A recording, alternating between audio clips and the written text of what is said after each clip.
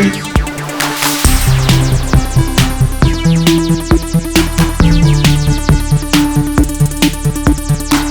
everyone, welcome to a special Thursday edition of GameFace on Sifted Games at sifted.net, episode 180 coming at you. I know we've been doing the show typically on Tuesdays, but I was away for Labor Day weekend and couldn't do the show Tuesday. But we didn't want to wait too long to do a show because there's all kinds of games coming out. Yeah, honestly, probably better to wait till today because we got the direct in yesterday. Yep, absolutely. So we're doing a show today, obviously, and we're also going back to our normal time on Tuesday. And the good news is there's plenty of games to talk about for Tuesday as well. Yeah. So we are rocking and rolling. We are officially September. It is. We're in Q4. Thank God. Summer was so tough, man. Somehow we did shows every week, though. We made it work. But now we have tons of games to talk about, which makes our show all the better. A couple notes before we get going. There is a lot of construction going on at sifted.net right now. Some of you guys, I'm sure, have realized it, figured it out. There are some issues, some glitches going on. There's all this work going on in the back end. I do want to say, though, I think you guys are going to be very pleasantly surprised by all the changes coming to the site. In fact, I would argue that maybe you don't even recognize the site at first when we roll everything out. There are big, big changes coming. Some fundamental changes to how the site works even. I am really, really excited about the stuff that's going on. Brent has been busting his tail. He's already rolled out a bunch of stuff, but again, it's all kind of under the hood. It was great to see our Patreon shoot up. So I want to thank all you guys for going and pledging when you realized that you were getting our content for free. We had our best month on Patreon in like over a year this month. Now I'll say this. It turned over, and then we lost a lot of it again. I don't know why. I figured a lot of people joined that were like, oh, I just got cut off and I enjoy the content. But then a lot of people bailed when the month turned over. Maybe they'll come back. I don't know. But a lot of people will like do their pledges on Patreon like month to month. Yeah. So like they'll pledge for whatever they want to pay for that month, and then they'll undo the pledge, and near the end of the month they will repledge if they decide that's what they want to spend their Patreon budget for the month on. Yeah. No matter what, though, thank you guys. A lot of you guys have signed up, or you've started paying again after you weren't paying for a while. And again, I don't think most of you guys were doing it on purpose. I think you just used Sifted for our content and just had no idea that you weren't paying. So thanks to you guys for jumping on there. It's a huge, huge help for us. Unlike a lot of the other big gaming Patreons, they go up or down maybe thousands of dollars a month, and it doesn't even matter to them. Every dollar does matter to us. So thank you guys very much. Thanks to everybody who's doing Twitch Prime, Neo JD, Axel F 1986, Talika 1981. Thanks all you guys for subscribing via Twitch Prime. Axel 23 months, Talika 25 months. Thanks. It means the world to me. So big stuff is going on, man. Sifted, as far as when we're going to be rolling all that stuff out, it's basically a 3-month plan. So maybe I shouldn't be talking about it too much, and that's why I haven't given up a lot of details, is because it's going to take a couple months to get all this done. I don't even know any of this. Yeah, actually, he doesn't. Like, I haven't told Matt like a lot of the stuff that's happening with it yet, because Brent has a day job. So you're getting nothing out of me. That's right.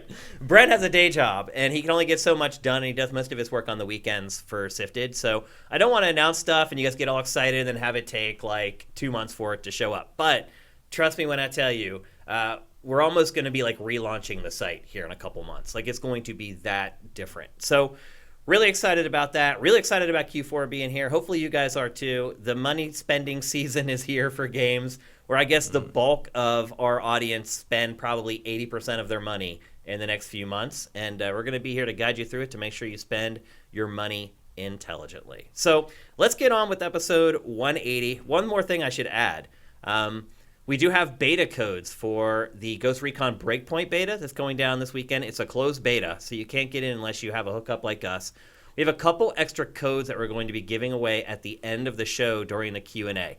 Matt and I are going to give you guys a couple quiz topics, and whoever answers first in the chat will get the codes. I know that kind of sucks because it's basically a Google race. But if some of you guys do know the answers off the top of your head, you'll probably win. So have a couple codes to give away at the end of the show, and then maybe we can jump on and play Breakpoint together over the weekend. And with that, let's get on with 180. We're going to kick things off with a game. Before we did our last episode, the reviews had come out. The game hadn't come out yet.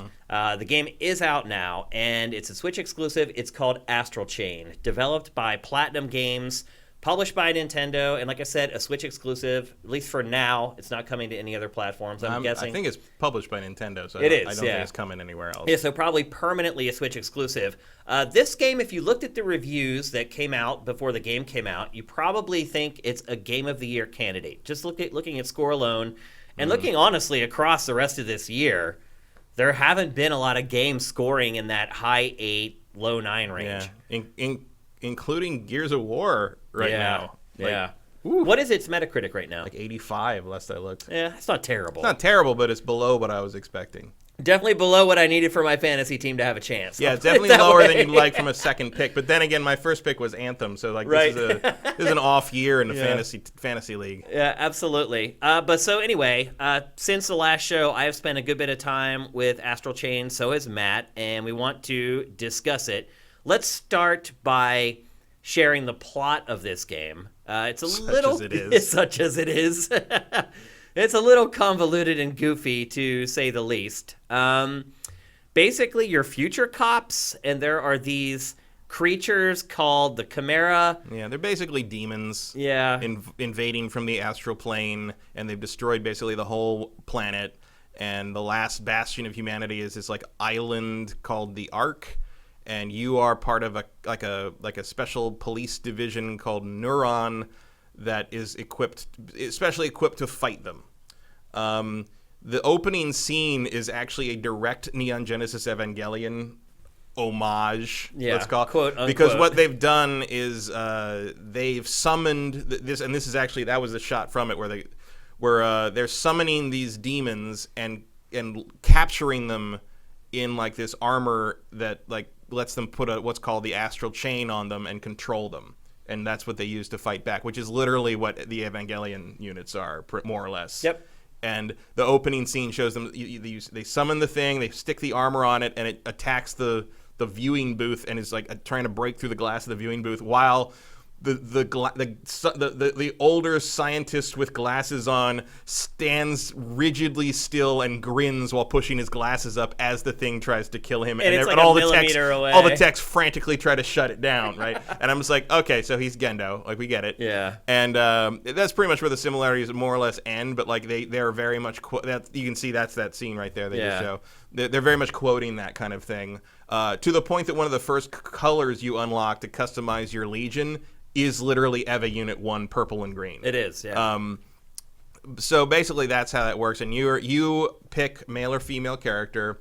You are both twins who are the adoptive children of Captain Max, the guy who runs the squad in Neuron that has the legions on the chains. Right. So they're the special force group, the whole Neuron group supports, and they go in with these legions, and having the legion lets you like see the Chimera, the monsters, and then they go and punch them until they die.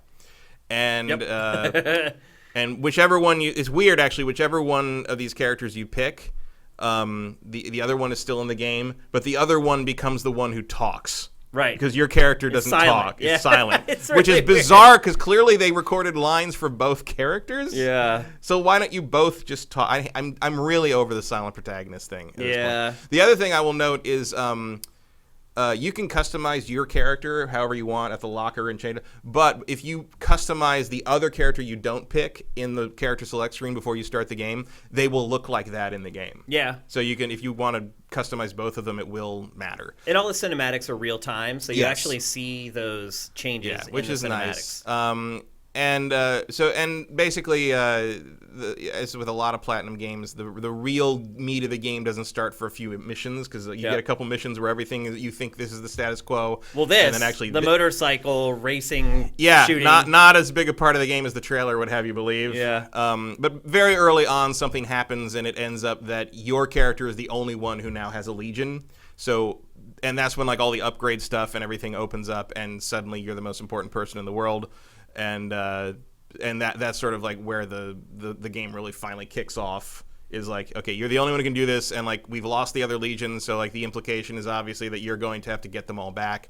And very early on in the early missions, you see things that you can't interact properly with because you don't have the right kind of legion. Yep. So obviously you're going to collect all the other legions. I mean, it's platinum Pokemon, right? Pokeplat. Yeah. That's what I've been calling it. But that's the basic premise. It's real bog standard like supernatural sci-fi anime stuff. It's very rote. It is. I mean, I like the concept. I like in principle just because it's basically the same idea as Ghostbusters. It is. Like science versus. It's basically science versus supernatural, Yeah. which I do think is a compelling premise. But so much of it is just so bizarre. And just everyone's like a stock like archetype anime character, and like it's real by the numbers in that regard. Yeah, but you're not really at a platinum game for the story. Yeah, I would say if you like to play games because of their stories, this one's not going to get it done. Yeah, it's not going to change your mind. It's you're here for the gameplay or you're not here. Yep. And so you play as these cops, and the Legion are basically Pokemon. They even come in these little dinky cubes instead of Pokeballs, and you collect them as you go. And you can level them up. You can upgrade them and add different abilities and add like customize their appearance and change their colors. And like when you come back from a mission, you have to like scrub them clean. Yeah. Because like they get corruption on them, and you have to like clean them off, and then they like dance around and like are happy, which is and funny. You use them to like, collect corruption as well. Yeah, you have to like clean up corruption, which you get a lot of bonus points for. Which are just like these things on the ground. Yeah, it's like kind of almost currency, I guess. Yeah. But you have to clean them up with a Legion. So the way the base gameplay of the Legion works is like, so you see like the characters just running around like a normal person hitting things with a stick. Once you get your Legion, you can summon the Legion, and the Legion with the left trigger. Yeah, which isn't the Legion's not directly under your control. They're semi-autonomous, but they're on the Astral Chain, so it's like a leash. They can't get away. And you can use you use like a left trigger to send them at your target. They'll rush at your target. You can hold the left trigger and move the right stick around. And you can direct them around, which is how you like when clean you do stuff that, up. You're basically standing still. Yeah, you have to stand still, so you have to choose your moments. You can also use that to like there's all these like combination moves. So like if you move the Legion out to a certain place, and then while you're holding it left trigger, you hit right trigger, and he will pull you to him like a super jump, because there is no jump button. Yeah, there is. Oddly enough, yeah. It feels strangely immobile in that regard for a platinum game, but you can get some Z-axis action with the Legion cooperation. Yeah, like you can send your Legion into the air to attack airborne enemies. And in fact, that's pretty much what you have to do. Yeah, and there's like sync attacks where if like a flash happens, you hit the right trigger. It's left trigger, and you'll do like a team up attack with the Legion. And there's various combos and stuff you can do that will it will intentionally set that kind of a sync combo up. Then there's the tethering. So once you squeeze the left trigger and you're kind of stationary, but you're controlling the Legion with the right analog stick, you can circle the Legion around an enemy, and it will wrap them in a chain and tether them to the ground. And that's your chance to kind of jump in and do more damage while they're incapacitated. You can also use like the chain as like a garret, like a clothesline. Yeah, like there's a lot of cool tricks they pull with a chain. Like if someone's gonna because like with a lot of platinum games, the enemies like telegraph their moves. Yeah, and if you see one of them's about to charge you, you basically like have your Legion like spread out from you and like set the chain up in their path, and they'll like get clotheslined by the chain. You pull it back and then like flings them back to where they came from, and that stuns them and usually lets you get a lot of free hits on them. But that's pretty much the whole combat system. And there's like stuff where like you can for the super jump, you can like wrap it around like a corner, and like the chain around a corner, and you will like change direction. You can wrap the chain around enemies, and you hit the attack button, and you'll like zoom to each enemy and whack them once. Yep, it's a good way to get out of like a corner or something. You also have to manage. This game kind of has a stamina bar. Yeah, the Legion can only be out so long. And you can call it back by tapping the R1 button. The R1 button. And he'll just dissolve. Yeah. And there is some strategy involved, because enemies don't just attack you; they also attack your Legion. Yeah. And if you let your Legion lose all of its stamina, then you have to wait for the whole meter to fill before you use it again. And you definitely feel like a fish out of water when you don't have your Legion. Yeah, you are not equipped to fight these guys alone. Really. No. You have to manage the Legion. That's also one of the reasons to clean up the corruption is it overcharges your Legion stamina bar to like 200%. Yeah. So like it gives you more time to have the Legion out. The other thing you can do is each Legion type has a specific special move. With like I'm playing as I don't know I think the guy Akira has a bow type. Yep. And so the girl has a sword type, and her Legion. That's how I'm playing. Oh, there's also guns. We didn't mention that. She has guns. Like you have a gun as a character. Switch your baton between a baton and a gun, and then very early on you can change it into a sword. Like you can upgrade that to get more modes for your this weapon that can change form. I much prefer the sword mode. Like I usually use sword. The baton mode is like real short range and feels like a training wheels sort of thing. And then like the special moves, like you basically can freeze time and you can use it to either counter attacks or like interact with the environment and cut like new paths through things and stuff. And like the dog type can like dig through trash and uncover new things or new routes or new items. And there's like every Platinum game, they expect you to go back to the same missions over and over and over and over and over. If you play on the Platinum difficulty setting, then you get grades for each mission. There's no grades on like casual, which is what it starts you on. And to be fair, you can't even play above that until you finish the mission. It unlocks platinum difficulty stuff. As you unlock each mission, you're supposed to go back and do it again. So it has the requisite platinum grinding in play. And that becomes prevalent real fast. Like early on, you're like, oh, these upgrades aren't that much. Like, oh no, like you're gonna need to if you don't want to like just like fly through the game like barely on the cusp of as powerful as you need to be, like you're gonna need to go back and do a lot of grinding, which I think people expect from Platinum's games. So that's not a surprise. But I don't like it very much. So there we are. What surprises you the most about this game, Matt? The thing that surprises me the most about this game is how easy it is for me to put it down. Oh, really? I mean, I can't quite pinpoint why I am not hooked by this game because almost everything in it feels like it should hook me. But between missions, it's so easy for me to just walk away from it. Yeah. I don't know what it's weirdly less than the sum of its parts. I don't feel like the combat system is compelling me to keep playing. I think the combat system has a lot of cool stuff in it, but I don't, and this might just because I haven't played enough to figure it out properly, but I don't feel the flow that I get from so many other Platinum games. I feel like you're stop and go, and I don't like the fact that because your character is very sluggish. We also stand still while you're using the Legion when you're using kind of the chain mechanics. Like you're just a sitting duck there. Yeah, it feels like they took like a lot of mechanics from a normal Platinum game and split them up between you and the Legion. And it just feels like it puts a barrier between you and the gameplay. I actually kept thinking about Donkey Kong 64 of all things. Interesting. Because Donkey Kong 64 annoyed me because it felt like they took Banjo-Kazooie and just split Banjo's moves up among 5 characters for no good reason. And that is true. Yeah. And like that's true. It just felt like this busy work to get to switch between each group of moves.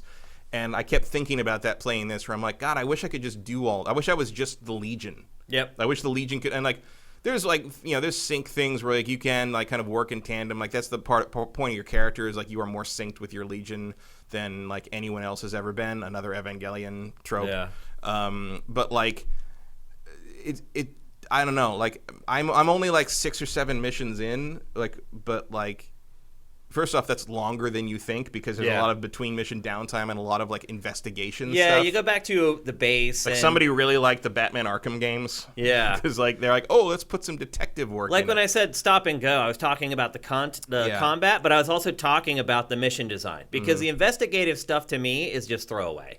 And you have to do a lot of it. You have to go, there's like you can hit the plus button and it's puts on this vision that lets you see iris vision. The iris vision that lets you see things that you couldn't see before. Like you have to track like a Chimera in one mission using it, but it also like highlights things that you can't see, like things that happened in the past, and you can walk up and it helps you.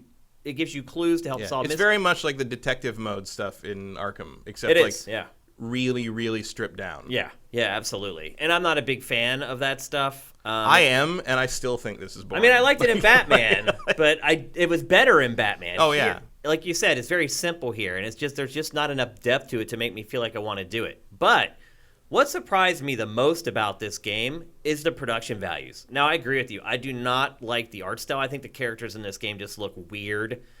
But holy cow, like as far as like the cinematics and the animation and everything, Platinum, this is like one of its most impressive games, I think. Yeah, I mean, I don't like the art style all that much, but I do think visually it's one of the better looking Switch games. It is, absolutely. Like technically, yeah. I mean, and just the time that they put into doing the real-time cinematics. I mean, the whole thing. Also, like not a single bit of slowdown. Oh yeah, it runs like crazy. Tons of stuff happening on the screen. Yep. Tons of characters running around. You can see. I mean, this is like the first major fight. Yeah. And there's like 4 or 5 characters running around. There's all this fire effect, and like none of it hitches ever. Nope. Like I mean, Platinum has no tolerance for frame rate drops. It's really well done from a technical standpoint. I mean, the first few hours of this game is just nonstop. It Yeah. is just cinematic, crazy action sequence, combat, crazy cinematic, and it all just flows. Yeah, big There boss aren't- stuff. Like me, Yeah. There There aren't that many Nintendo exclusives that are like this game. Mm-hmm. I hate to say it, but it's true. I mean, also like Platinum kind of makes their own thing. I Yeah. mean, yeah. I mean, I guess you could compare this in certain ways to Bayonetta. Yeah. I mean, the dodging mechanic is roughly the same with the slowdown time. I mean, that's the standard Platinum dodge mechanic. But there's a lot more kind of going on in terms of what they're trying to do with this than Bayonetta is pretty much what you play the first level, you've kind of got it down. This feels like it evolves more. Yeah. For sure. Yeah. But like it still doesn't quite like make me want to keep playing all the time. I can't. I'm not really sure why. Like I don't know. Like everyone else seems to be like super like into this thing, and like I find it really easy to walk away after a couple of missions. I've been now that I've played it, I'm really surprised at how high the review scores were for this game. I haven't actually looked at what. Oh, they're like high 8s. Oh yeah. Yeah. Like some people gave it like higher than that, but I think it's settled in at like a mid to high 8 Metacritic. I feel like Platinum's getting a little bit of the Platinum boost. Yeah, definitely. And look, there are some people that actually that absolutely love Platinum's games. And if you love games like this, pretty much they're the only game in town. Yeah. You know, like I mean, except like Devil May Cry 5 was about the only other thing like that's been out this year. Which do you like more, that or this? Oh, it's tough. I was thinking about it last night. I'm like, which game is better, the new DMC or Astral Chain? I think I like the gameplay in Devil May Cry better, but I find this less obnoxious somehow. Yeah, I think this world and plot are more interesting. Yeah. But Devil May Cry doesn't suffer from that start-stop syndrome like this game Devil May does. Cry just goes. Yep. This, I feel, gives me too many opportunities to be like, wait, I think I'm going to do something else. Yeah. I think that's a common Platinum. I don't like Platinum's stop-and-go structure that happen, especially because like so many of them is not Bayonetta so much. I think Bayonetta's balances pretty well in that regard. But so many because they rely so heavily on rating you, like giving you a grade on things. They kind of all their stuff is sort of divided into discrete mission chunks. And once you stop everything down and make me pick a next mission to continue, it's real easy for me to You're walk giving away. me the chance. You're giving me the opportunity to think about what I'm doing, and like maybe I'll walk away. Like if you just, Devil May Cry still does the rating system, but it like keeps it. The flow is there. The story's still going. You have to choose to stop. Yep. And I think some Platinum games I keep playing because I really like playing them and I want to play more. But if a Platinum game isn't hooking me in that regard, and this one really didn't in that regard, it's way too easy for me to just quit. I just think it was a weird decision to... I mean, look, you have to use the Legion to make progress in the game, and it's just, to me, it's weird that Platinum chose to make something like that so prevalent when you really don't have full control over it. Mm-hmm. It's like once you squeeze that left trigger and you're controlling the Legion with your right, like you can send him exactly where you want. But as far as when he attacks, how he attacks, that's all kind of automated, which it just seems a little weird that they would lean on it. I think that's kind of the point. I mean, I can definitely see the sort of the idea being like, well, you've played Platinum games with Platinum Combat before, but let's see how you do when like you can't like you don't have full control over it. Like there hasn't really been a point where I felt like the Legion wasn't doing what I needed it to do, and like that I like was failing because the Legion wasn't behaving properly. I think it's just they're doing it that way because it's kind of a logical progression of like a new form of challenge in this style of gameplay. Whether you like that or not, I think is going to determine how much you prefer sort of a standard action game versus like we're gonna mess with this and see what happens. It is a little bit when you're controlling the Legion. It is a little bit of left brain, right brain thing. Yeah. It's almost like you're trying to like pat your tummy and tap your head at the same time, or as some other people say, like chew bubble gum and walk at the same time. It takes a little while to get used to. I will say I am a little surprised. Like, they give even credit to like some of the Nier Automata stuff here. It does not feel like it's written by the same people. No, definitely not. Like Nier Automata is so far beyond this it's not even in narratively. the same It's not league. even, that's an example of a platinum game that hooked me and never let me go. Yeah. I'm surprised actually that the same people wrote this. Although early on in Nier, some of the open world stuff can lull to the point that you just sort of like turn it off. No, you're right. Yeah. But once I push through more of that, like I wanted to find out what happened next. I want to find out what happened to these characters, like that kind of thing. And I would say Nier starts a lot more slowly than this. Oh, it does for sure. Yeah. Although this does get you into it. If you die in the opening mission, you will not have to replay 20 minutes of the same tutorial. So if you were frustrated by that in Nier, you won't run into that here. Yeah, this game gets you into it a lot more seamlessly. It got me engaged in it, but then you're right, how it's kind of all segmented together. And to be fair, Devil May Cry is that way as well. Yeah. Like you get your letter grade and you kind of get that opportunity to take a breath and make a decision. Here's my hot take. I hate being letter graded in these games because I don't care. Because it just seems so random what you have to do to get. It's like it doesn't always seem to reward the most impressive play. It rewards a very specific series of events. Yeah, well, the thing is, like in games like this, I prefer the challenge to be surviving. Yeah, and not like playing it properly, stylishly, or right? how they want you to play it. And and that combined with the fact that like the rating system means that you have to stop it down. Between, I mean, even when they went backwards compatible, I replayed the Ninja Gaiden games, and even those games, despite how much I loved both Ninja Gaiden games, not 3, but I think everyone's with you on that despite one. how much I loved those games, it was annoying me when they'd stop down between levels in those. Yep, it gives you that chance to take a breath and consider your options. Yeah, that's really what it does. like you're not like you need to manipulate me emotionally more effectively. Basically, that's what I'm saying. Like it's like someone who's trying to sell me microtransactions wouldn't do this. You're right. Like it's. I wonder if that's part of it. Is like I've gotten so used to that constant like carrot on the stick they just mentality never stop design now. that the fact that these guys haven't adopted that feels weird now to me. I mean, this game feels like an old game in design in a lot of ways. It would, except for the technical stuff going on. This could be on the PS2. Yeah, I mean, it's all linear. Like there's one way to go. There's a couple branching. It's just like Devil May Cry. It's this cattle chute that you're constantly forced to go down. Yeah. And it's not like those games shouldn't exist. There should be room for those, and here it is. And clearly it's being received very well. It's selling well. It's number 2 on the Switch store, behind a music game called Zotic. Oh, really? But the reason it's behind, I think it begins with an X. I can't remember exactly what it is because the font's weird. I think it's Zotic or something. But the reason that game is number 1 is because it's on sale for 97% off and it's 87 cents or something like that. And actually, it's pretty good. I think this game beat Control in the UK. I think it outsold Control. I think it did. It was funny. There was a thread on Reset Era about like what will sell more, Control or Astral Chain.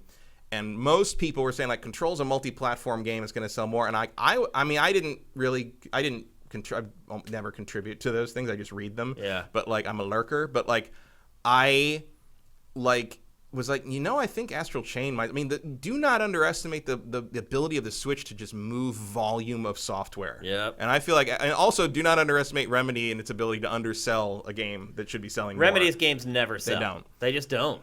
I don't know what it is. It was a topic I wanted to bring up on today's High Score, our call-in show. But it was always at the bottom of the list. And that show, like, we never make it through the whole list of topics because we just end up going off on tangents and we talk about each topic a long time. But yeah, I'm flummoxed by the lack of sales for Remedy's games, particularly like its good ones. Yeah, but like Quantum Break, I could kind of understand that. It got lukewarm reviews. Control, which we're going to talk about again here in a minute. Also, again, Quantum Break was an exclusive on a system that is dead last. That was at the time really floundering too. Like Microsoft has kind of turned it around a little bit. At that point in time, like Xbox One was like dead in the water. Yeah, it was definitely a bad time for that. Also, I mean, this what they were trying to lean on for star power wasn't. Right. And It would be like making an app out of Jeremy Renner. Oh. Doesn't make any sense. Yeah. So would you this is a full price game. Would you recommend people buy it at full price? Platinum fans, I think, yeah. I mean, Platinum fans, sure. I mean, the other thing is, like, it's hard to kind of make that distinction on a Nintendo exclusive because that price ain't dropping anytime soon. For a long time, like, yeah. If you want to play this in the next year, 2 years, you're probably going to pay $60 for it. Yeah. Unless you find it, like, physically somewhere for, like, a markdown, but why would you, really? I mean, these games don't drop. Like, I mean, frankly, if you know what you're getting into with a Platinum game and this looks interesting to you, go ahead. Like, I think if you're interested by what you see, and you've played Platinum games before and you know how they roll, like, you're gonna like it. For me, Platinum is honestly, I might call Platinum the most overrated developer in gaming right now. I don't find them to be that compelling. I think they're the same thing over and over again. As much as I like that same thing when it's done a certain way, Bayonetta, or Transformers Devastation. I can only play so much of it. Yeah. And, like, I do feel like I played a better, stylish action game earlier this year in the form of Devil May Cry 5. So basically what is trying to drive me through this is the premise and the kind of unique mechanics. And while I'm not saying they're bad, they just aren't clicking with me so far. I agree. I don't hate the combat. It just doesn't feel right to me. There's just something about it. It just feels a little disjointed, a little clunky. I think this game suffers more from the stop and go issue than any other Platinum game I've ever played. Yeah. And I mean, look, to me, it's way better than Transformers Devastation. Yeah, there's more depth to the combat Yeah. for sure. There's more than 3 locations. Like, that was a very shallow game to me in most respects. Like, the production value here is infinitely better. This is one of the, like, as far as production values go, this is one of the best Switch games. Yeah, no question. I mean, it's the way it's put together. It's very slick. You can tell that Platinum was given a lot of budget and a lot of time to make this game. And a lot of support. Yep, and a lot of support from Nintendo. It runs great. It looks great. I mean, And honestly, there's nothing else like it on the system until Bayonetta 3. I guess what I would say is if you're a Switch-only owner, or even if you do have other platforms and you didn't get the most recent Devil May Cry, I would recommend that you buy it. Mm-hmm. You know what you're getting into with a Platinum game. Like, I'm not sorry I bought it, even though it's not hooking me the way I wouldn't have hoped. regretted buying it either. No. I don't know if I'll finish it, though. Yeah, that's fair. And for me, with my limited time, it's like, well, also because like usually, these Platinum games tend to be longer than you think they are. They are, yeah. And I can generally tell for me because my time is so limited for playing games. I have all this other stuff that I have to do for the site. If I don't finish a game, to me, that's not a Game of the Year candidate. A Game of the Year candidate pulls finish you all the way through. I will finish it. Yep. And this game, I don't, unless there's some kind of a twist or something that happens in the very near future, I don't know that I see myself getting all the way through. The idea that this would be a Game of the Year candidate to someone is kind of ridiculous. Yeah. To me. Like it's so one. I mean, I don't want to say their opinions wrong. Yeah, but it's just like it's very one note, and like it would have to be like if I was picking like a space sim, right? If I was picking Rebel Galaxy Outlaw as my Game of the Year, like that would just be because this is my preferred. This is genre, what I like, basically. Yeah. So if that's the case, then this is a no-brainer. But for someone who like enjoys this type of game, but like would prefer to be playing against a human and not in terms of a fisticuff situation and not a grading system, it's not as compelling to me. Yep. Also, I find the demon design to be just the art style is not good. I can't. It moves so fast that I can't make anything out. Everything's all shiny and I just neon don't like the usual spiky chitinous demon design. I mean, it just looks like every other anime demon thing ever. No, it does. Like, it's just and all the. It looks a little bit like Zone of the Ender, Zoe. Yeah, a little bit. I mean, I get what they're going for. I like the kind of the tech. Like the high-tech, sleek look of the legions versus the kind of organic, kind of gross, like everything's made of bone and slime thing of the demons. But like, it just feels real done before. Yeah.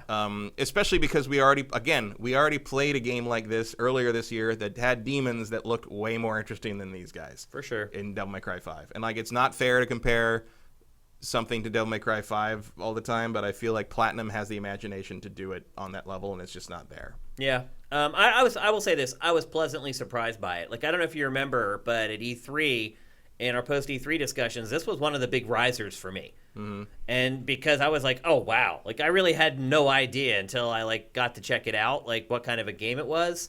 And I'm pleasantly surprised by it now that I'm playing the final game, how polished it is, the budget that was put into it, the effort that went into it. But ultimately, I would, if I had to finish this, I think I would be dragging myself across the finish line. Yeah, I can see that. Yep. So anyway, there you go. That's Astral Chain. Especially because so many other things are about to hit. Right. Yeah. So you start talking about just on Switch even. So if you're only a Switch owner, there's so many big games that are coming. Yeah. Think about it before you jump on this. Mm-hmm. If you haven't bought it already. There's stuff that came out yesterday that's more compelling to me than this, and one of them's terrible. Yeah.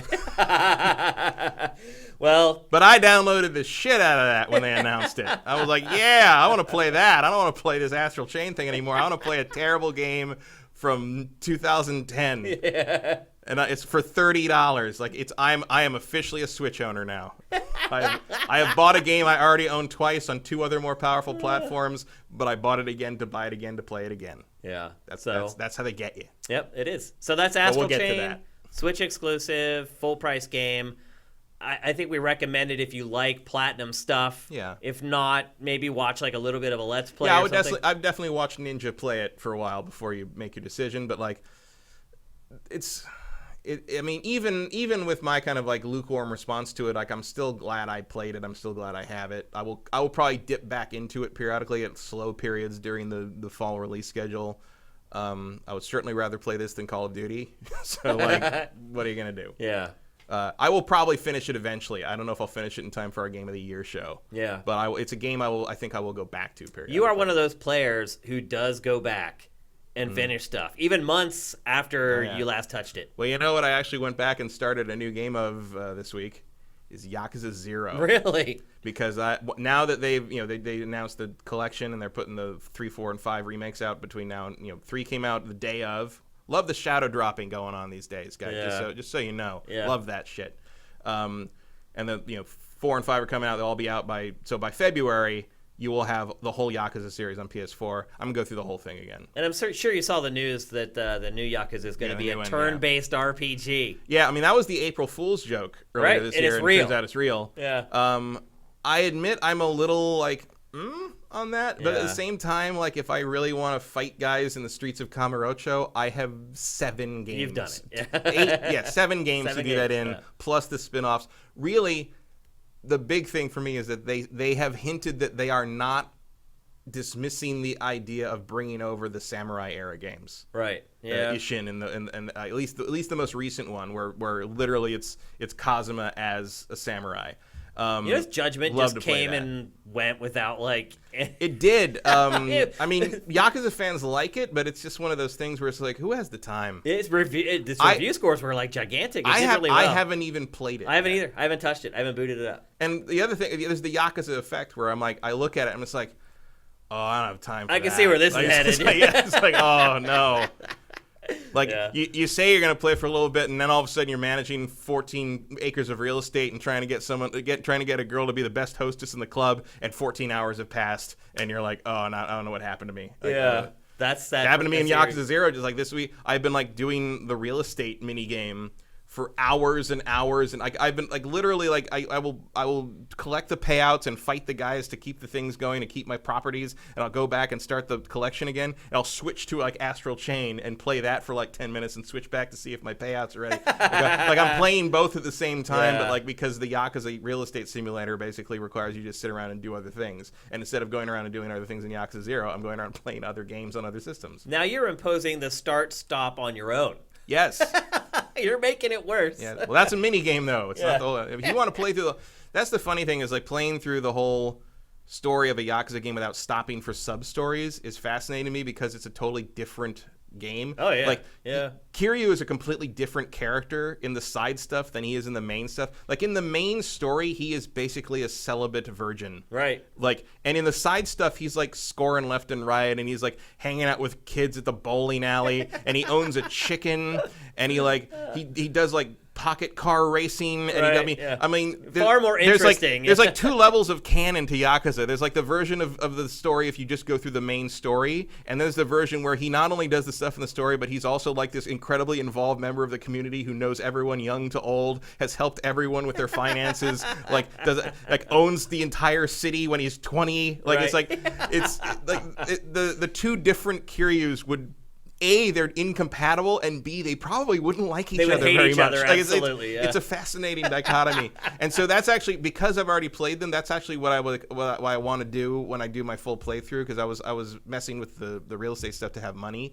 But I kind of want to just go through the stories and without doing any side stuff and see how that flows, because I've never done that. I've always played. You don't play games completionist. that way, man. No, I've always played Yakuza, especially completionist. Yeah, I mean, you're like that with pretty much everything you play. I am, but Yakuza especially. Yeah. Like, even no matter how dumb and I've learned to play mahjong and shogi and all these like weird, just because like they're in the game and I gotta get the completion point. Like, it's just that game has made me learn things that I normally would never have done just to like get through it. That can be good. Yeah, well, I mean, Depends on what you're learning. But well, when 10 years from now, when the fate of the planet hangs in the balance of a shogi game, I'll you be know there. who to call. All right, let's move on. We're going to talk next about Final Fantasy VIII. Would you call it like the redheaded stepchild of Final Fantasy? In a sense, I mean, I would call it the worst Final Fantasy on the PlayStation 1. Yeah.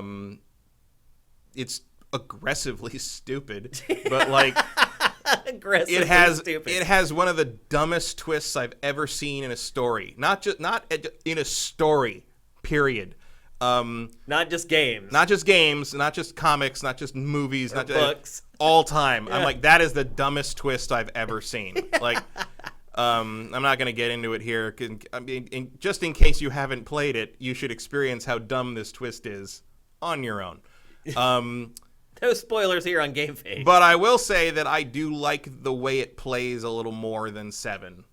The junction system is dumb, but it also lets you abuse the game in ways that like even the materia system doesn't let you do. So have they not tweaked that for this? Not that, as far as I can tell, this is a straight remaster. I don't think they've tweaked anything on this. Oh, wow. Well, they as hell didn't tweak the pre-rendered backgrounds. No, they didn't. Holy crap, those look bad. The lower third says background check. Wow. 'Cause holy crap. Like, this game, even redone, looks Well, I mean, you can't do much terrible. with renders. I mean, can't. those are the, you can Those are clean the them renders. up, but Yeah. that's, I mean, They were drawn there's at a that reason resolution. Final Fantasy VII is being remade. Yeah. Not because just you can't up-res. just revive it. Dude, No. the PlayStation 1 era games are just, they're just locked in time. Yeah. I mean, they really just do not have the legs that 2D games had. No, I mean, the 3D models in this look good. Like, they're clean. But they're at so least. weird because they're like, They don't fit the they're just backgrounds like at all. pasted on top Yeah. of these blurry backgrounds. And then the Look at that. Like what is I he even know. sitting on? I know. Is it made of marble? Are those I mean, supposed just to be look like at these scenes. Yeah. And then the scaling. So when they're like walking off and they're supposed to be walking into the distance, like the scaling is all goofy and Yeah. weird. I mean, it was always like that, but like it's more noticeable it's now. so much more noticeable now because you can actually see, and I think actually enhancing the character models may have been like a mistake. I just think it makes them stand out more than they did before from the background. I mean, I don't know what else you can do. Like the old character models were horrible. Like there's the famous meme. I of, mean, like, they were made you're out of the like best- 100 polygons. There's a famous meme of like you're the best looking guy here, and it zooms in on the character model, and his face is just like this mess of triangles, and it doesn't. I mean, it looks okay. I mean, I get something like this when everything's the real battle time, it looks scenes, fine. it works okay. Yeah. But like, it's you better be ready for some weird ass background stuff. I mean, the crazy part too is that even the CG stuff in this game looks worse than what. Look at it! Oh, look at how it just went blurry there Oh, yeah. when it switched to from the CG rendered cinematic to the background. Yeah, it's a. This is why I hate pre-rendered backgrounds, because no matter how good you think they are at the time, they will always age terribly. Eventually, they will age poorly. Absolutely. I'm surprised to hear that they didn't make any tweaks to the actual design or the combat system. As far as I know, this is the exact game. I might be wrong on that. I haven't really looked into it. But you've been playing it. I've been playing it, but I haven't played the original since it was new. Since it came out. And because you couldn't, because this game didn't exist. I mean, there was like a bad port on the PC, I think, that I don't have. But then like this was completely overlooked for the whole remaster flurry that Square did a few years ago, and this is like why it's a big deal that they finally remembered to do it. but like I will say, like, at the time I thought this was more engaging just because they were, first off, everybody looked like a person and didn't look like the weirdo. I mean, the character models in 7, I mean, everybody had 3 character models in 7. You had the CG model, you had the battle model, and you had the weird-ass overworld model with the no mouth and no fingers and all that. I mean, the fact that they made everybody look like themselves in every scene in this was a major step up. I think, like, a lot of the tricks they were doing with the pre-rendered movies in the backgrounds, like with the battle between the gardens, where you're running around and, like, they move the camera and stuff, like, that was pretty crazy at the time just because, the assumption at the time was if the backgrounds are pre-rendered, the camera's not moving. Yep. But Square found a way to do it with this that I thought, it's not as good as rendering it in full 3D like Silent Hill did, but it works and it looks good, and it was a nice way to kind of free things up and make things a little more dynamic. It was still they're still in the era where the stories of these games are so bad and dumb that I used to think that I missed something. I'm like, did I miss something? Did I doze off during when something important happened? Why is it like, and like, I mean, even the one I like the best is actually 9, because it's more of a throwback to the old games with the job systems and stuff. But even that has a thing where like they drop Vivi's plot line like halfway through the game, and then they mention it like once after that, and like the last disc is about going after an enemy that was only mentioned for the first time at the end of the previous disc. Like, and you're sitting there like, what happened? Like, did I sleep through something? Like, it was that period where I'm like, is it complex, so that's why I don't understand it? Or is it just it's badly told, so I don't understand it because they're not communicating properly? And when I was younger, I thought, like, oh, I must have just missed something. And having replayed some of these stuff later, I'm like, oh, no, this is just terrible. Which is why, actually, I'm interested. The reason I'm most interested in the Final Fantasy VII Remake is to see if that story, when run through a modern form of localization and, like, storytelling and cinematic work, is more coherent than what was in the original English translation of that game, because a whole bunch of that is real weird. J. Reed Vic 7 in chat is saying that Square Enix lost the source code for this, and therefore what they could do was limited. Yeah, I mean, without having a full remake, and I don't. How do you lose the source code of Final Fantasy VIII? Same way you lose the source code of almost everything. Like, this is like the dirty little secret of Japanese development, especially back in the day. Nobody kept source code. Yeah, like, it's weird. Tons of source code is missing. And it's not just small. I mean, to me, Panzer Dragoon Saga is not a small thing because it's one of my favorite games of all time. But yeah, they lost that source code. They lost the source code. Rumored they lost the source code for Dragon Force, and that's why no one's ever remastered that damn thing. But yeah, that was just not the idea. And this is true of old movies too. Like, a lot of we maybe have 10 to 20% of like the early first 3 decades of movies that were ever made, because it never occurred to anybody that anyone would care, that there was any use for these things, or that anyone would ever want to see this stuff again. It's why there's missing Doctor Who episodes. Yeah, because the BBC just recorded over the masters because they thought they were aired, they were done, they were never. Who is ever going to care about this stupid show again? And like they didn't have they definitely didn't see Netflix coming. And so it becomes like an archival thing. The only reason we have a whole bunch, there's still like something like 60 missing Doctor Who episodes, and the only reason we still have a bunch of other ones that have been found is like they transferred a bunch of them to film to ship out to other countries to air in other countries, and they'll periodically someone will find like these film masters. They're not masters, but they're film transfers in other places that have been forgotten, and that's where they find these old episodes, and like that's the only reason anybody has those now.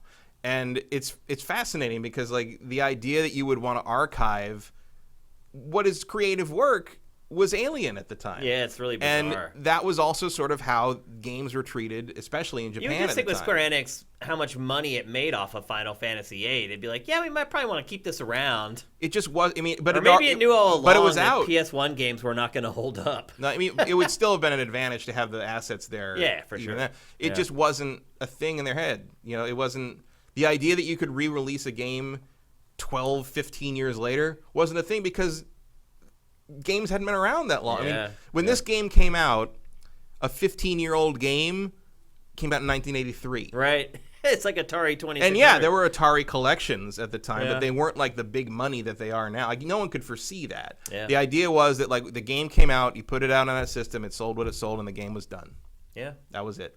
Especially with Final Fantasy games because, the whole gimmick was it's different every time. You never continue a Final Fantasy series, Final Fantasy game. 10-2 was a long way out at this point. And so like it's on one hand it's like crazy to think how short-sighted that was, but at the same time like it just wasn't how it worked. You know, it wasn't considered like a valid artistic like pursuit. Like it's why so many, if you look at those old 8-bit and 16-bit games from Japan, everyone's name in the credits is like a nickname or a code name because it wasn't. They didn't care. They didn't care, and also it wasn't considered like an upstanding thing to do as a job. Yeah. People weren't concerned. They're like, I don't really want my name in the credits. Look at Daigo. It took Daigo a long time to like use his full name because like he didn't want his family to be embarrassed that he played video games professionally. Yeah. Like it was a whole stigma for a long time. Yep. Not anymore. It's why for a long time we only knew the guy who did all the art for Street Fighter as Aki Man. Yeah. That's a good point. Yeah. Yep. So yeah, I can see why. I understand in the context of the time why the source code would have gone missing for something like this, but it doesn't help the poor people who had to, put this thing back together from scratch and using I think the old PC port as a guide. Yeah, I think the x86 version of it that they put out for PC, which was available on Steam for some time. I mean, you could play this old clunky port of this thing if you really wanted to play the game, or put your PS1 disc in again. Should anybody buy this, Matt? I did. Or do you regret it? No, I mean I don't even like this game that much, but like you know what? Like it's like playing it again. It's fun to kind of pull the junction stuff and play the thing. And the other thing is like you forget how much time you spent playing these games, even if you didn't like really enjoy them all that much. They these games were not life changers for me. But the instant the music came up on this classroom, I'm like, oh, this music. I was like, it has something to it, and like. Even though like it's like I'm like, well, I'm never gonna be nostalgic about this because I was 23 when it came out, but like no, it's still there. And the other thing about it is it kind of I was thinking about it a lot because I'm like, okay, I don't even particularly like this game's story or any of the characters in it. I think Squall is a complete zero, even though he does have my favorite line in Final Fantasy history in this game when he wakes up from I think it's the first Laguna like side thing. And someone asks him, like, did you have a bad dream? And then he thinks to himself, I dreamt I was a moron. It's my favorite line in Final Fantasy history because Laguna is, in fact, a moron. Like it's the most insightful thing Squall says in the entire game. But I was thinking about, like, why is this actually having that sort of pull on me that I'm like, oh, I remember this, and I remember this, and I remember that shot. I remember the way this panned down when you had this conversation. And I think it's because, and like, why don't JRPGs today have that kind of effect, except in the case of the really good ones? And I think it's because the switch to a more cinematic, fully voiced situation with this genre hurt it. I think these games are better when you are making the dialogue work from text in your head, and they're telling you the mood and establishing kind of the emotional themes. When they left more to your imagination. When it was more of it was more like listening to a concept album. Yeah. Frankly, with text in the liner notes. That's basically what these old RPGs were, and I think that has a more. I think that's a more effective way of ingraining something in you. I think otherwise you're just sort of watching this weird thing play out, and it's hard. Like I think if you did it just in text, that terrible laughing scene in Final Fantasy X would work, because you would make that work in your head when you read it. I mean, I believe that firmly with a lot of things. I think just in general, leaving something to the imagination is almost always better than overtly giving something to someone who's consuming it. Yeah.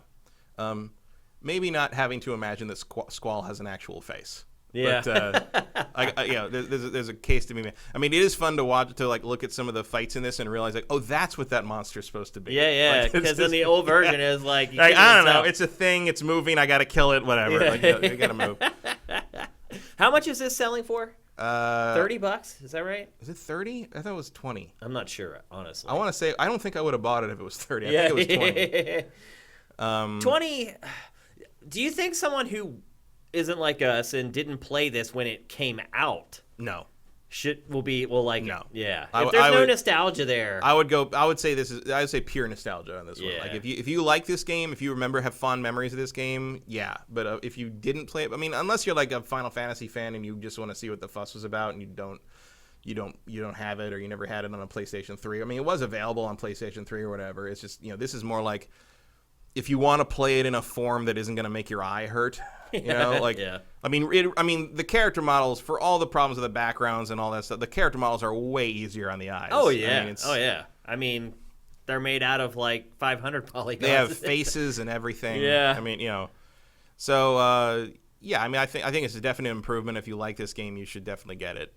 If you don't like this game, it's probably not going to change your mind.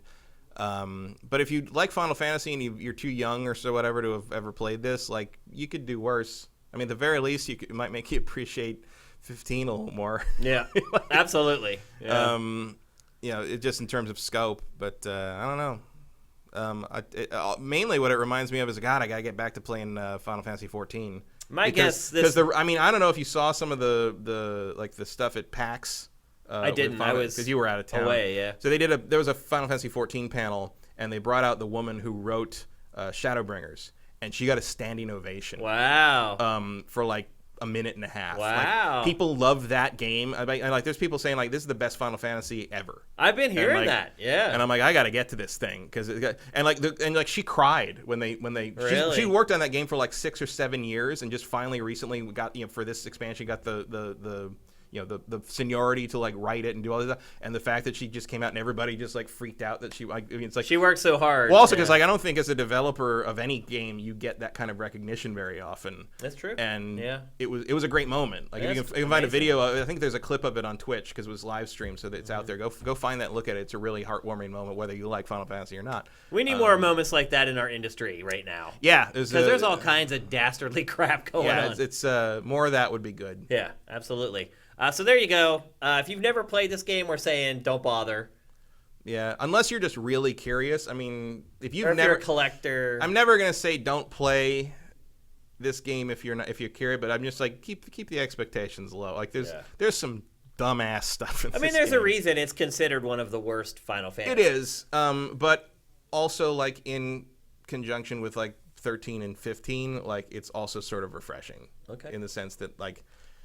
At the very least, despite the flaws with the junction system, it's still doing what it does pretty well, as opposed to sort of when 13 and 15 try to reinvent the wheel and just fall on their face. Okay. So you could do worse, but at the same time, we are hitting like Crazy Town release schedule season, and maybe jumping into a 20-year-old JRPG is save that for January. Yeah.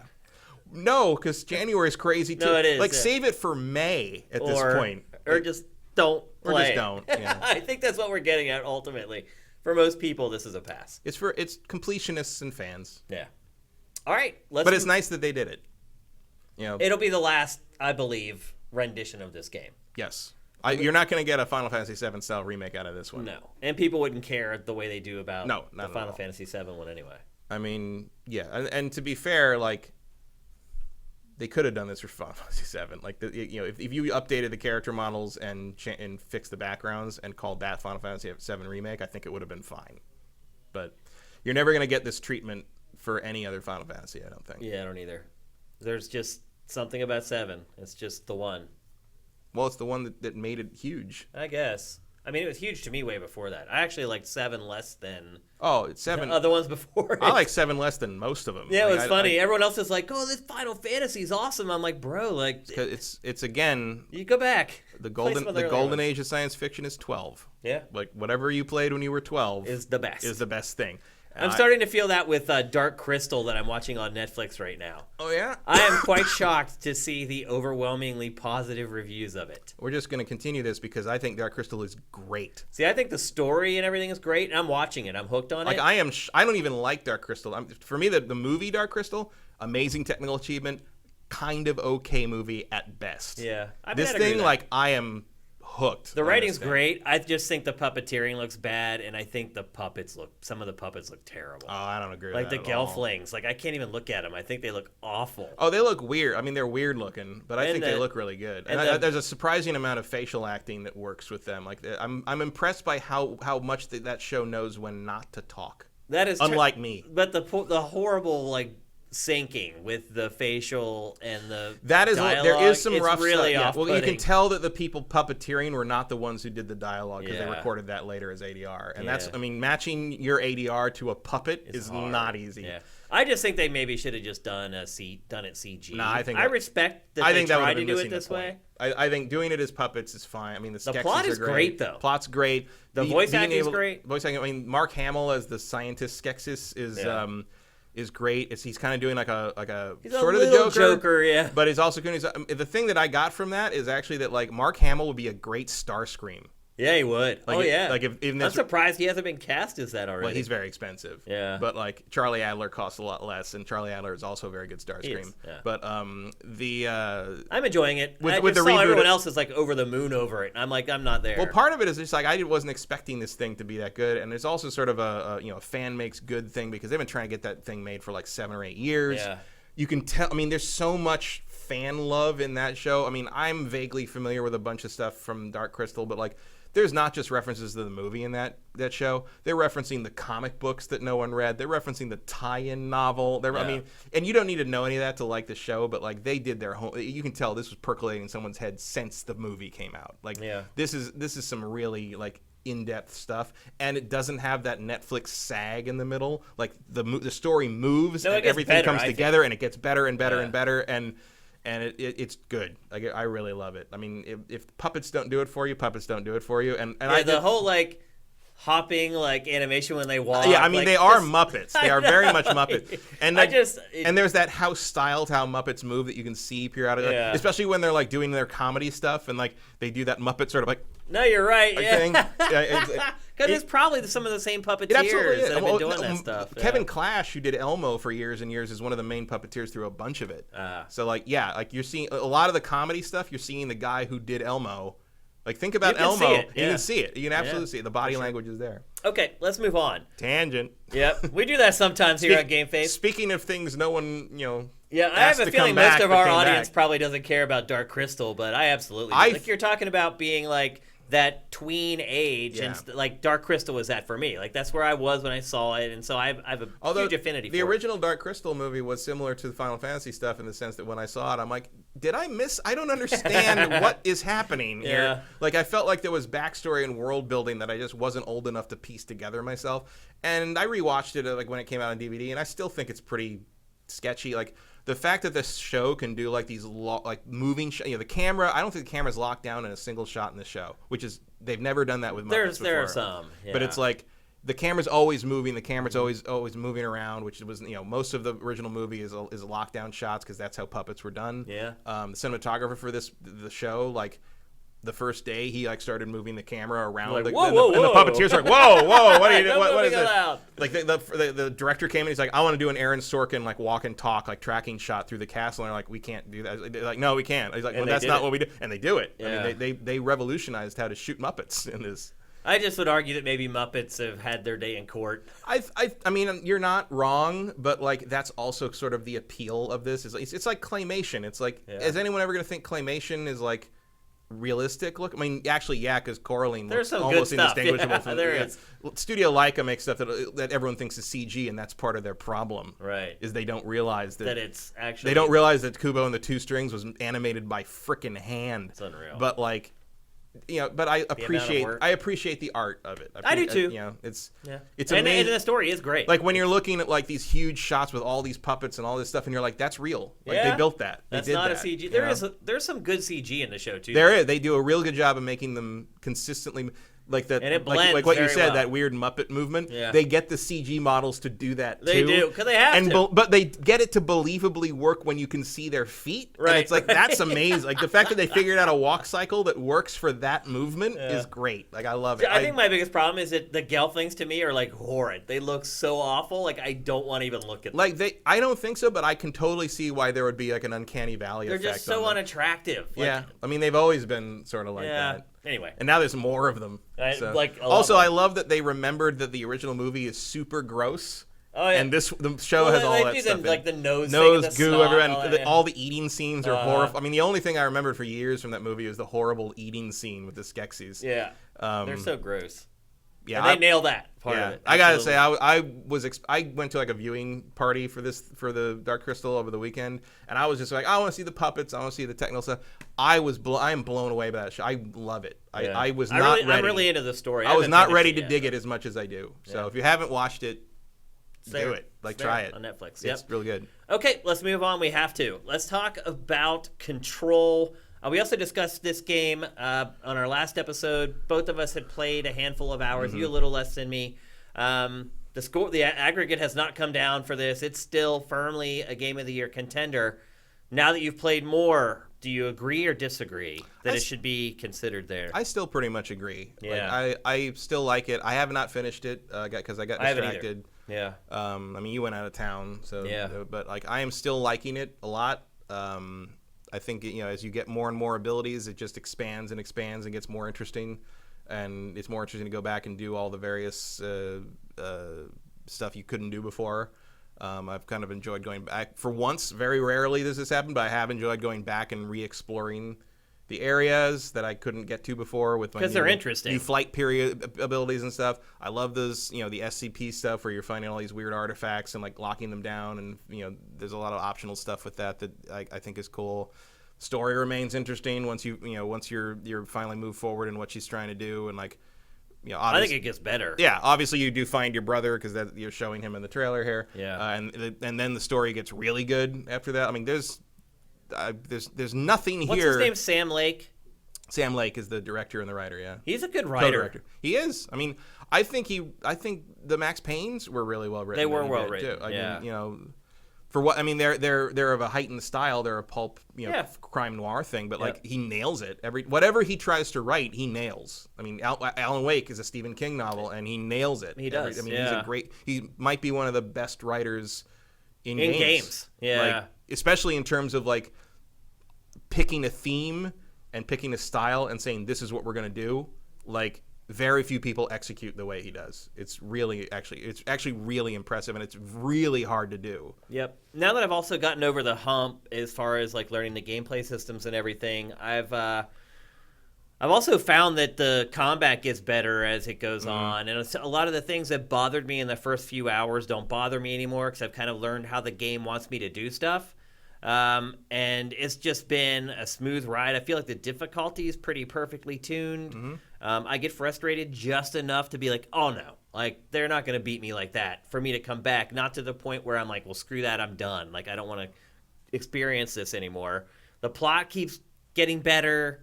I was surprised, honestly, when you found. We kind of spoiled that a little bit, I guess, but now that we've already said it, I was kind of surprised how early you do find the brother. Yeah. Like, I thought that was like the he's end in the game. trailers. So. He is, but I thought that was like going to be the end game. Like, you finally find him and then it ends. But I mean, I was still expecting that one. I mean, okay, I'm like 2/3 through, and I'm like, nope. Like, it's not a long game, but like the story is more intelligently structured than I was originally giving it credit for. Yeah. That's what I'd say. Is I was expecting it to be this structure, and it's actually this other structure, which is way more interesting, which is actually one of the reasons that I am, again, more so praising Sam Lake in the way I am, because it was already pretty good, but the way he kind of takes it and twists it and runs with it is even better. And I would say, as a gameplay first guy, as I've said many times about myself, the gameplay in this is great. Yeah. Like it just keeps. It doesn't pile stuff on. It just keeps adding like new thin layers on top of it. I like that. Combat is just fun. I like that it always is giving you something to do. Like there is almost no downtime, even though both of your methods of interaction have like stamina bars. Yeah. Like you have ammo and you have like power for the psychic abilities, but like. Once one is out, the other is probably ready, and you can tweak each one to kind of empower the other. So you're never stuck having to like sort of just take cover and wait for your stuff to recharge. Like I very rarely find that I have no offensive ability, which is great because one of the problems with like these psychic telekinetic games in the past has been like, well, you're out. You gotta wait. But the flow is continually there in this game. Well, I feel like the game, the way it's designed, it forces you to use all the mechanics. Yes. You can't just lean on one thing, but then you don't want to because each one of them is fun. Like I said when we talked about it the first time, like I've found that I use the telekinesis to finish enemies off. I light them up, get them to where they're almost done, and then I just pick up something and just toss it at. It's so satisfying to finish them off with a big chunk of rebar and concrete to the face. Like, I mean, my thing is like, I mean, I love it when they have shields and you take the shield down with a telekinetic throw, and then you just headshot them. Yeah. But my other thing is advancing towards like the toughest enemy and like hitting him with my guns usually, and as the side enemies show up, just picking something up and just throwing it, just like casually like nailing them one side, because usually they take one hit or two, and even if they don't die, whatever you throw at them will generally knock them off their feet, which lets you focus more on the guy who's the real threat. Like, there's so many ways to do that and look awesome doing it. Yeah. You want to talk about a game that should be grading you on a style scale? Oh, this is it. You could do that in this. No question. Absolutely. And it would encourage people to explore the combat even more. It's a shame that this game isn't selling better than it is. Yeah, I mean, I don't know what else you can do. Like, it's the word of mouth is good, the reviews are good. Why do you think it is that people aren't interested in it? And it was this way all along. Unsifted, it never did well. I wasn't interested until I played it. Yeah, why though? I don't think it looks very interesting. It's a lot of gray and black and white and and like it's just like you look at it and you're just like, oh, it's just people. And like if you don't, and it looks like kind of like the standard, like, I mean, the setting and the themes and the atmosphere work when you're in it, but when you're just looking at this, it looks like just kind of a little by rote horror. It's hard to describe the game to someone in a 30-second TV spot. It doesn't slice well. Yeah, I guess that's a good way to put it, actually. Yeah. Do you think it's a Game of the Year contender? I mean, yeah. I don't know if it would be for me. I mean, it depends how it turns out in the end. Like, I need to finish it, but it's up there. And even if I didn't pick it as one, if were someone to pick it as one, I would definitely understand exactly what they're talking about. I think it absolutely is. I think in a lot of years it wouldn't be, but I think in 2019 it absolutely is. Yeah. I mean, I'm still at this point, like I remember we were talking about the Resident Evil 2 remake earlier in the year, and it got really high scores, and we both loved it, but we were both like, yeah, it's a Game of the Year contender now, but as the year wears on, it still is. And now it still is, yeah. And so I think this game as well has a shot at the end of the year. Obviously, Q4 is here. We're going to get a lot of big stuff over the next few months. But as it stands right now, this is one of the better games I've played this year. Yeah, and I mean, it's a surprise to me as well. I mean, like I said, I think I even said like the week before it came out, when like you showed like the trailer or something, I'm like, I don't care about this game. Yeah. Like, there's nothing about this game that looks interesting to me. And I don't know what they needed to communicate that like would have made. And the only reason I played it is because I knew we were going to talk about it. Yep. If it wasn't for that, again, it's another one of those games where if I wasn't on this show, I would probably have never played it, or at least I wouldn't have played it until like the price dropped and I'd seen all the positive word of mouth. Yeah. And I don't know what they could have done differently to make me think otherwise on that. I mean, looks... 505 promoted the living crap out of it. They did. There are dozens of trailers for this game. Launch week, I think they put out 3 basically launch trailers. I'm struggling to figure out where it went wrong. I just can't put my finger on it. It just looks so not generic, but it just looks so normal. I don't know. I can't describe why it does because it doesn't look like you're doing anything particularly interesting. And like they blew the doors out in the trailer. Like they're throwing stuff around, and and maybe the appeal of it is really that it feels good to play, and that's hard to communicate. It always is hard to communicate that. That's why people rely on us a lot of times. Yeah. That's what we can try to convey that a TV commercial can't. But I hope like somehow it gets a resurgence and ends up doing well. It deserves to do well. Yeah, I mean, I would love to see like Microsoft step up and drop a chunk of change on it and put it on Game Pass to get more people to play it. Really, I would be shocked if Remedy isn't a really like high target for acquisition. I mean, it should be. There has been a lot of talk of Remedy being bought by Sony. Because if you could guide them just a little bit, I mean, they have the technical prowess, they have the great writing. These guys could definitely make a God of War. Oh yeah, caliber. And that's what I'm saying. Like if Sony was like, hey, here's this IP we have, we're gonna let you develop it, and we'll have a couple consultants who worked on the last couple games in the series. You want to know who could make Siphon Filter something worth playing? Yeah, that's actually a good point. That would be a great franchise for them to tackle. So.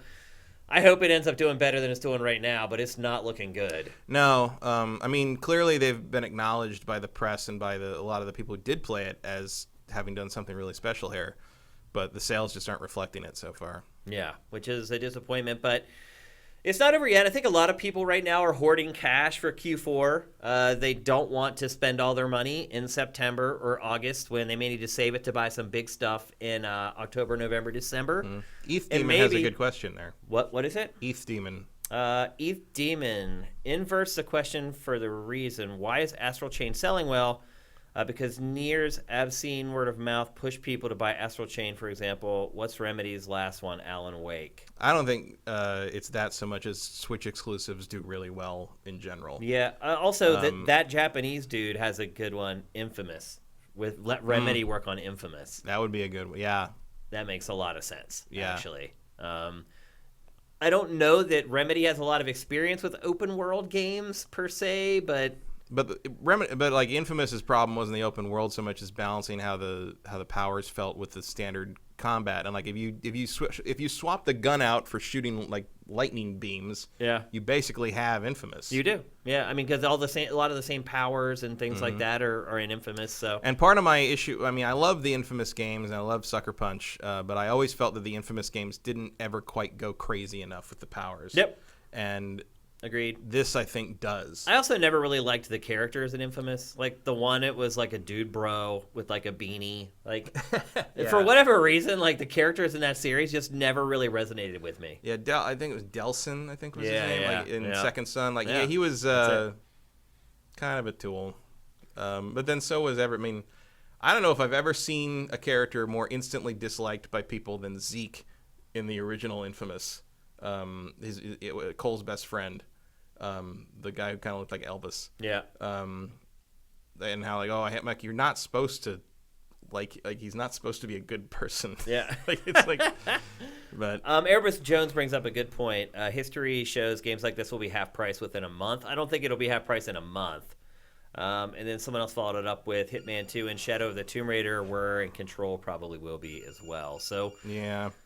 It is kind of hard to recommend that somebody buy this at full price right now, knowing that probably because look, this isn't a Nintendo game; it will drop in price, and it won't take that long for it to happen. And actually, the Tomb Raider is a good comparison there. Yeah, if Tomb Raider dropped in price a month or two after it came out, then this is kind of headed in that same direction. Yeah. I wonder, is there a connection there between it being like a single player only game, and that is there no rush to get in because the online community is not going to drop? It's hard because like. My first example was going to be like, well, it didn't happen to God of War, but then God of War is like this transcendent game that it's not really fair to compare it because look, there's no way Remedy had as much time and resources as right, and also for God of War, you can show a man with a giant magic axe fighting a troll the size of a building, right? And in this, it's just someone shooting a guy, with a weird morphing gun. Like it's very hard to communicate in visually with this game how what you're doing is different than what you do in all these other shooting games. Yep, and I think I would argue the audio in this game is really important too. Yeah, and you really don't get that from typical game marketing. Mm-hmm. So, look, Matt and I both love Control. It's hard for us to tell you to go buy it right now at full price because I think Erebus is right. I don't think it'll be in a month, but. By Thanksgiving, by late November. You'll be able to get this during Black Friday sales for probably like half off. Yeah. Yeah. So maybe we recommend you wait till Black Friday and buy it then.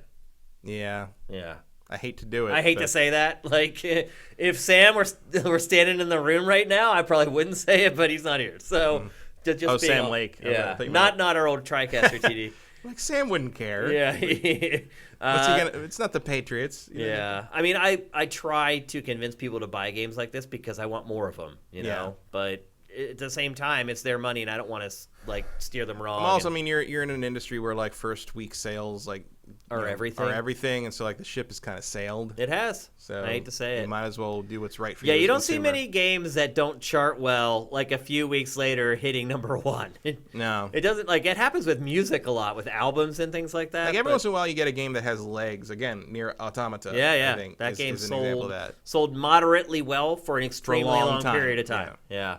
But that's pretty rare in games. So there you go.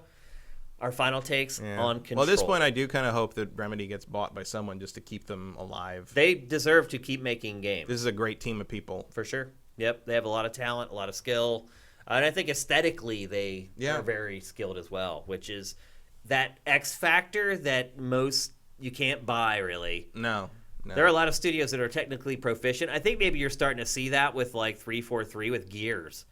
It's like technically, yeah, they're all over it. It looks great, but and I think you're seeing it with the last couple of Halos. Like, they just don't have that special sauce. They don't have that pixie dust sprinkled on it. Like, you can't really hire people to do that. Like, either your studio has it or it doesn't. And I don't know. We'll see. I would not be shocked if Remedy is purchased in the next, 8 months. I'll put it to you that way. And I would agree with you. It probably would be Sony because Microsoft already went on its shopping spree. And I would also argue that Microsoft really blew it by not buying Remedy and buying some of the other studios that it did. Yeah, I mean, they kind of had their opportunity when they were doing the Alan Wake stuff. Yeah, or Quantum Break. I mean, if any publisher was going to buy them, it should have been Microsoft. I don't know. Weird. So anyway, that's Control. Probably the last time we talk about it until Black Friday when we tell you to go buy it for reals. I mean, look at that. I mean, this is as close as you're going to get to Jean Grey with a gun. Oh, yeah. I mean, really. This is basically what it is. There's an X-Men element to it, too. Yeah, I mean, you can really see the telekinesis stuff here and how it's just seamlessly integrated into the gunplay. And the fact that everything gets damaged, the damage model is unreal. When you're done in a fight, you could come in and look at the area and kind of repiece together what happened. Yeah, because you don't remember what is going on sometimes because it's so hectic, and then you look around, you're like, oh wait a minute, that's where I snagged that 5-foot piece of concrete out of the wall and flung it at that dude. Yeah. So anyway, there you go. That's Control. Let's move on. We're going to talk next about Cyberpunk 2077. Don't talk about this game on the show. Actually, we haven't talked about it really on the show for a long time because it held the E3 demo hostage all the way through E3, all the way through Gamescom, and just finally, they released it this past week, showing off what we had seen back in June. You think that's a good tactic, Matt? Who cares? Yeah. What are you going to do? I mean, look, not in relation to this game, because this game is bulletproof. It's going to sell like crazy no matter what. It's a done deal. But do you think in general, when promoting games, do you think games that aren't like this could get away with what CD Projekt Red's been doing? I think it depends when they come out. Yeah. It's all about the release date. And sometimes it's advantageous, sometimes it's not. I think it would have been advantageous to release the E3 demo of Avengers earlier. In fact, I think the leak proves that people softened their opinion on it just after they first saw that off-screen leaked stuff. And then, of course, they did follow up on that with actually releasing it at Gamescom. Yep. Which Cyberpunk didn't. Yeah, no. CD Projekt Red didn't. I mean, I don't really know why that happened. I assume it's somewhat tied into the way you don't want to show stuff early because then people do the whole thing where they're comparing it to the Puddlegate and stuff like that. Did you see, to this day, there are still people making mods for Witcher 3 that, quote, fix the lighting to the way it should have been, off the old demo. And it's just it's hard to blame them. There's a lot less early footage being shown in general, and I think that's why. Have you watched this? Did you see it at E3? No. Okay. I haven't actually seen any of this. Oh, okay.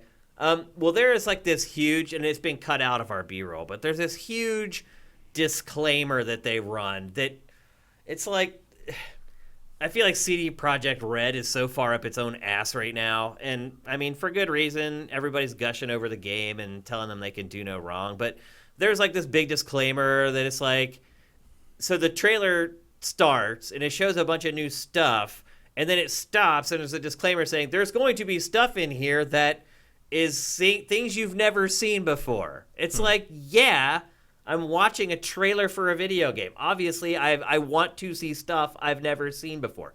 So they show a bunch of stuff you've never seen before, then put the disclaimer up, then show more stuff that you've never seen. But I've never seen anything like that in a piece of media from a publisher or a developer where they kind of show you stuff that basically what they're saying is we know to some of you guys that literally anything is a spoiler. That's basically what the message is saying. We've talked about it before on GameFace about how some people are so aggro over spoilers that it's ridiculous. The way that they kind of couch it, it makes them think that all their fans are that way. And honestly, after what I've gone through with Cyberpunk 2077, they're right. Like, their fans are psycho, Matt. Some of them are, like, insane. Like, if you took them to a psychiatrist, I think that they would probably be put on meds. Like, they recognize it, and they're, like, saying, look, if you don't want to know anything about this game, first of all, why did you click on this? But second of all, stop right now, because there's something new that you might see that could ruin a 100-hour game. Like, well, the spoiler phobia stuff is completely out of control at this point. I don't know what to do with it. I mean, it all reminds me of, I think the first time I really noticed it was when they showed Mass Effect 2 at E3, and the demo was the opening of the game. It was where you're running around the Normandy and they're being attacked, and at the end, you know, Shepard ends up getting blown out the airlock, saving the ship, and dies and falls to the planet. And people lost their minds. They thought that they showed the ending of the game because Shepard died. And I remember specifically saying, like, why would they do that? No one would do that. So who cares? That's clearly the beginning of the game. Like, he's going to come back and there's going to be some clone. Like, clearly there was more to it. They didn't just show you that. BioWare's not going to show you the end of their game as their demo. That doesn't make any sense. But they didn't want to hear any of it. They didn't care. And, like, there's people that consider gameplay mechanics spoilers. There's people that consider casting decisions spoilers. There's people that I saw a thing where there was that thing where the article was articles about how, like, some of the first part of Dave Chappelle's new stand-up show on Netflix, like, has a lot of transphobic stuff and a lot of, like, really questionable jokes and a lot of punching down. And people were complaining about political correctness or whatever, but there are other people in the comments on those articles and on, like, the Twitter threads complaining, like, well, thanks for spoiling the joke. And I'm like, what? Oh, like, man. I mean, I guess, but, like, then why did you read the article? Right. Like, yeah. People in, like, threads about the new Star Wars movie screaming about how I didn't want to know that. Then why are you in a thread about the Star Wars movie? Like, that's why I said, like, CD Projekt Red is up its own ass. People are like, I'm on media blackout. Then why are you on the internet? Because that disclaimer in a Twitter thread about the game you don't want to hear anything about. I mean, that disclaimer was basically CD Projekt Red telling people who don't care that much about it that maybe they should because other people do. Like, they're saying, like, anything we show is going to be a spoiler to some people, but probably not the people that are watching this. So who are we giving this message to? Probably the people that they don't want to send them death threats and That's stuff. Possible. I mean, you're trying to head off having dealt with that audience, a deluge of people that's that valid. That are freaking out about what you showed them, and, like, that doesn't make any sense to me. But, like, they are the ones who received the emails, so I assume they must have found that this was a necessary thing to put in there. Yeah. And frankly, seeing how some people treat what they consider spoilers, it's hard to blame them. Yeah. I just wonder, those people to me would never click on the video to watch it in the first No, they would. Oh, they would. That makes no sense. None. Not everything in life does, I guess.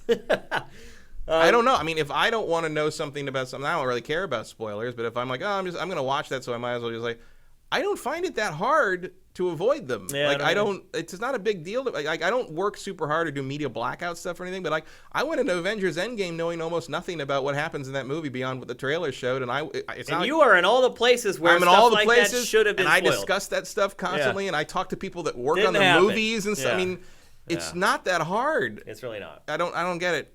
Yeah. I just think it's more manufactured. I mean, sure when you're, like, in a situation like with that when, like, the second to last Harry Potter book came out and everybody's just running around posting, Snape kills Dumbledore on everything. Yeah, that's and, pretty like, driving by the lines of people and yelling line by the books, like, screaming it out the car window. Like, yeah, I mean, that's a problem. I don't know why I just laughed at that. Now I feel evil. It was a bit of a cackle. Yeah, that is evil. That's just mean-spirited. So I guess we should talk about what they actually show in it, which is what I talked about the first time I saw Cyberpunk was how you could play it just completely how you want and how it can be so different from how somebody else plays it. And they really focus on that in this one. They basically set up a mission and they show you two ways to play it. You can go in guns blazing or you can play it with gadgets and subterfuge. And I think this demo demonstrates that more than the one than the footage that they've released before. They also profile two factions. They show off one district of the city. obviously they showed in some of the footage that there are motorcycles and other ways of getting around. They just kind of focus more on the open world and the environment and the people that you're going to run into. They're basically starting to flesh out the world now. The way that they've marketed this, minus that disclaimer, which rubbed me the wrong way, is pretty freaking genius, though. You can see that they've had a plan all along. And to be fair, they had a long time to formulate the plan, but it's very smart. Like, they tease the stuff at first to the press. The press goes out, evangelizes it, shares it with everybody. Everybody gets hype. Video comes out. People are like, oh, the press was right. This game looks crazy. And then they just start giving you an IV drip of little bits of information, just getting you into the world of the game. And I felt like after watching this media that they just released, that I know kind of the environment that I'm going to be living in for 80 hours or so now, way better than I did before. When you get kind of these little disparate bursts of, hey, here's this character, he's shady, and you get jobs from him, and then you see him for like a minute, and then you don't hear from him again. So one thing I will say is, like, the one trailer shows the one NPC getting killed, but then in this they say we're showing you a section of the game that's pretty far into the game, and the guy's there. And before, they said where he died was an early part of the game.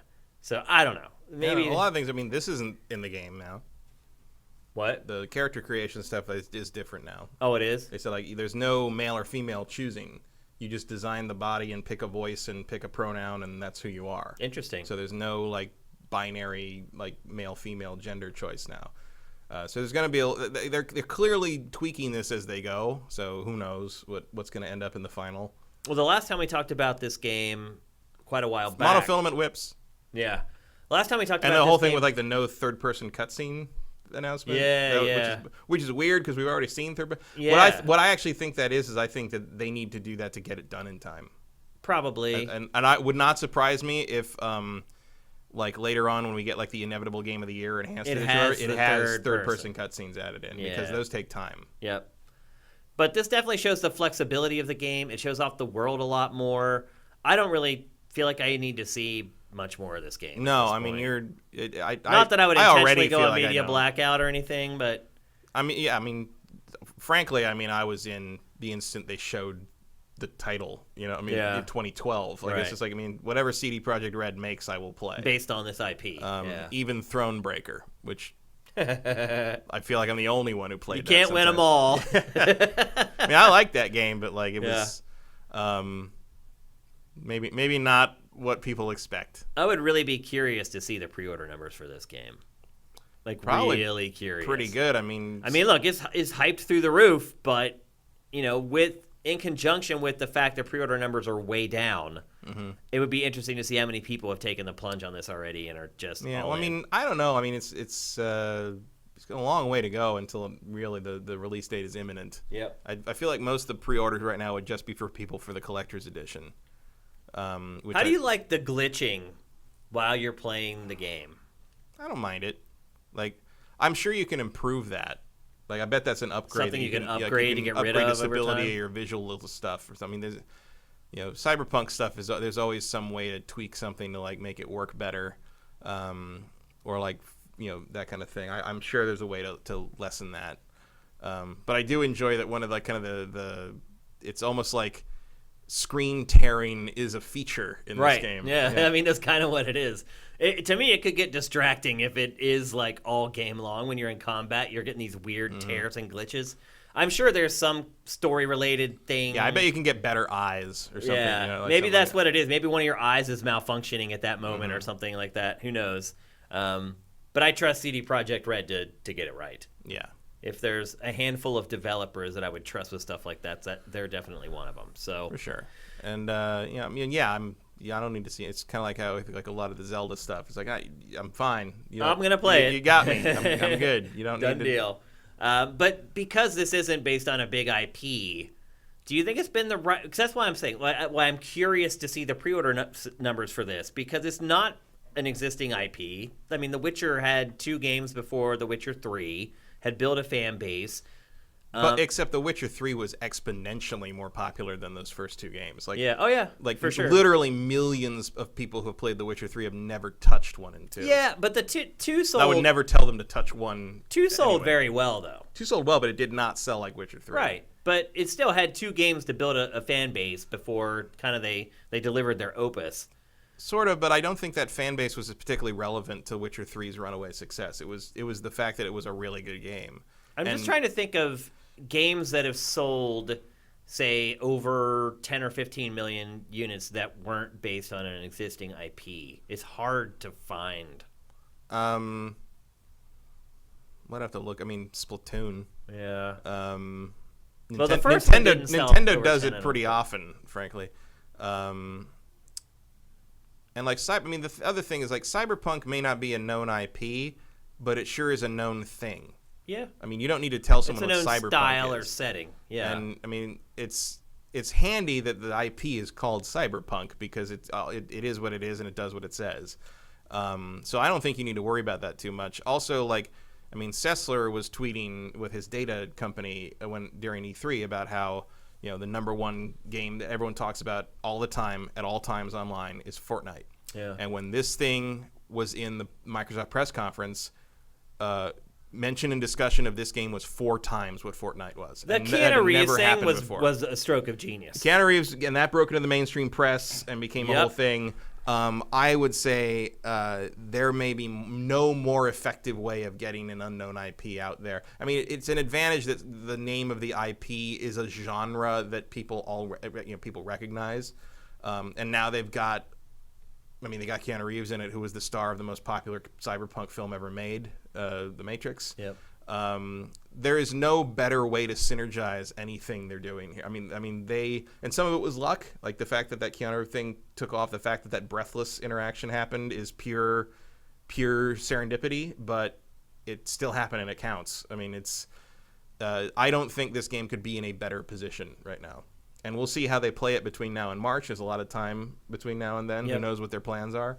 But I can't really fault anything they're doing here in terms of trying to get this out to the masses. As soon as you start advertising this on like March Madness or something, I think you got a runaway hit on your hands. What percentage of the 30-second TV spot that they're going to run on TV is going to have it would definitely end with Keanu Reeves like leaning it. down and saying like, we got to go to work, or whatever that line is at the end where he picks you up off the street. And it's smart. I mean, they should do that, but I think that's going to be kind of their marketing crutch for sure to hit the mainstream going forward. Oh yeah, I mean, again, a stroke of genius. If you got Keanu in whatever you're doing, you need to push Keanu because Keanu is. I mean, it's crazy. Keanu's hot again. I just watched John Wick 3 on the flight back to LA from the East Coast.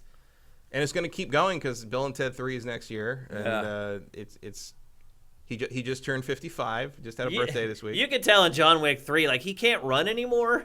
Like he has this weird like giddy up. Like it's so weird watching him do these crazy action sequences and kind of like limp in between the moves. Have you noticed that? Not really. I mean, I think he's got some weird kind of like gait problem. I think that might intentionally be Wick, though. Oh, really? Like that, it's like part of the role. He runs like that. I think so. I mean, he's gotten the shit beat out of him in the last 2 movies. Yeah, John Wick 3 takes place pretty close after 2, and he's been beat to hell and back in that movie. So like, the movie wasn't great. I think that action scenes were. I think that might. Well, yeah. I mean, even they started to get a little like tiresome after a while because some of those fights lasted like 30 they do go minutes. On. I mean, I like the John Wick movies, but there is an element of like.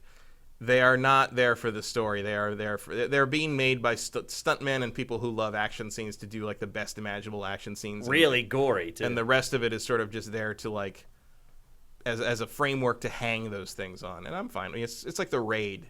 You know, it's like, the Raid is just like it's an excuse to have awesome martial arts scenes, and it doesn't really matter that the story is basically like an NES video game. Like it's fine. It's gun porn. Get to the top of the building.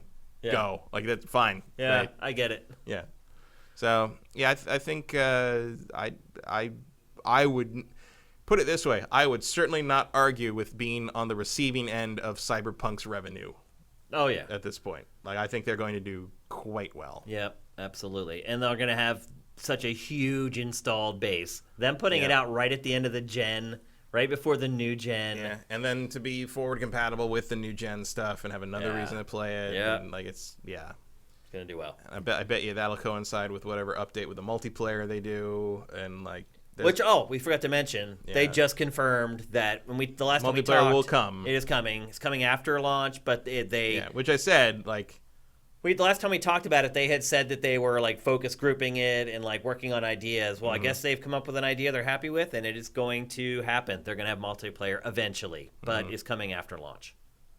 That's fine by me. It'll be interesting to see what they do with it. I'm kind of psyched for that. Yeah. I mean, there's a lot of possibilities with all the tools. It's also like they've never done that before. Right. Yeah. Outside of Gwent. It could be bad too. You don't know. We'll see.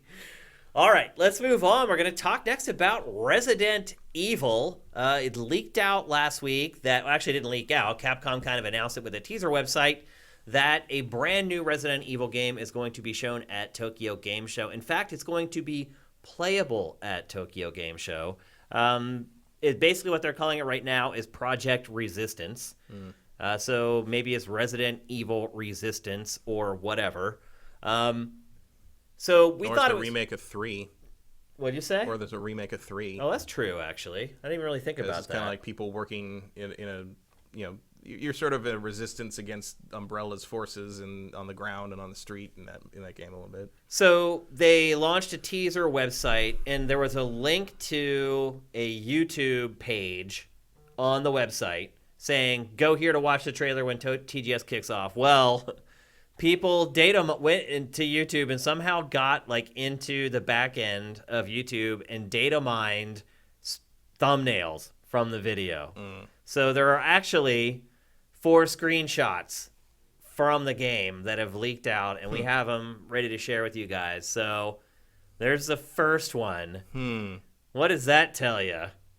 Dead by Daylight. Or Left 4 Dead, or something along those lines, like a cooperative zombie survival shooter. I mean, they game did as that a before. Service. I mean, what was it? Outbreak is what it was called. Yeah, and it was bad. I might add, it was probably the worst Resident Evil game ever released. And then, Jared, if you want to go through the other ones, it just looks like you're playing as a bunch of 20-something, whatever folks trying to survive the zombie apocalypse. How do you feel about that? Don't care. You don't care? I'm not a huge Resident Evil fan at this point. Resident Evil 2 brought me in because that's back when I liked the series. I'm going to pretty much ignore anything new they put out. Really? At this point. I don't care about Resident Evil anymore. Did you ever play Resident Evil 7? No. You never did? No. Not even in PlayStation VR or anything? No. How come? I don't care. Okay. I don't care about horror games, really. It takes something real special to get me interested, but and I know Resident Evil 7 is considered real special, but I wouldn't go that far. I have so little interest in the weird family in a house thing that I can't. I can't. I'm just not going to take the time out of my life to do it. Not a fan of Texas Chainsaw Massacre, then, I guess. I do. I like the original Texas Chainsaw Massacre, but have I watched 2 through 5 in the Rob Zombie remake? No. I saw the original. It's fine. I get it. Ed Gein was creepy. I don't need to play 5 Outlast games and Biohazard 7 and all this. It's not a thing I'm interested in because I mostly just find it tedious. I don't find that stuff scary. I do find it more scary than a supernatural thing because I do think crazy people trying to kill you is a thing that could actually happen. Yeah, exactly. Yeah. But the things that I find creepier are things like I think Mindhunter is scary. The that tone Netflix of that. show. Yeah. But also, I hate David Fincher.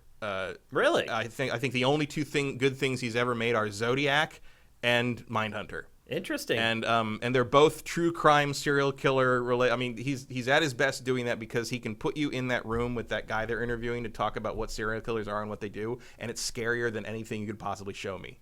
Just watching this sinister force of a man describe these things so by rote. Yeah, is as if terrifying. it's just going to get lunch. Yeah. And compare that to say I'm in a dirty kitchen and a guy's behind me. I don't care. Well, this is perfect though because this discussion is about what should they do with Resident Evil. Now, by looking at the screenshots of that prior game, I think they should stop. Really? What do you think that they could do to get you interested in it again?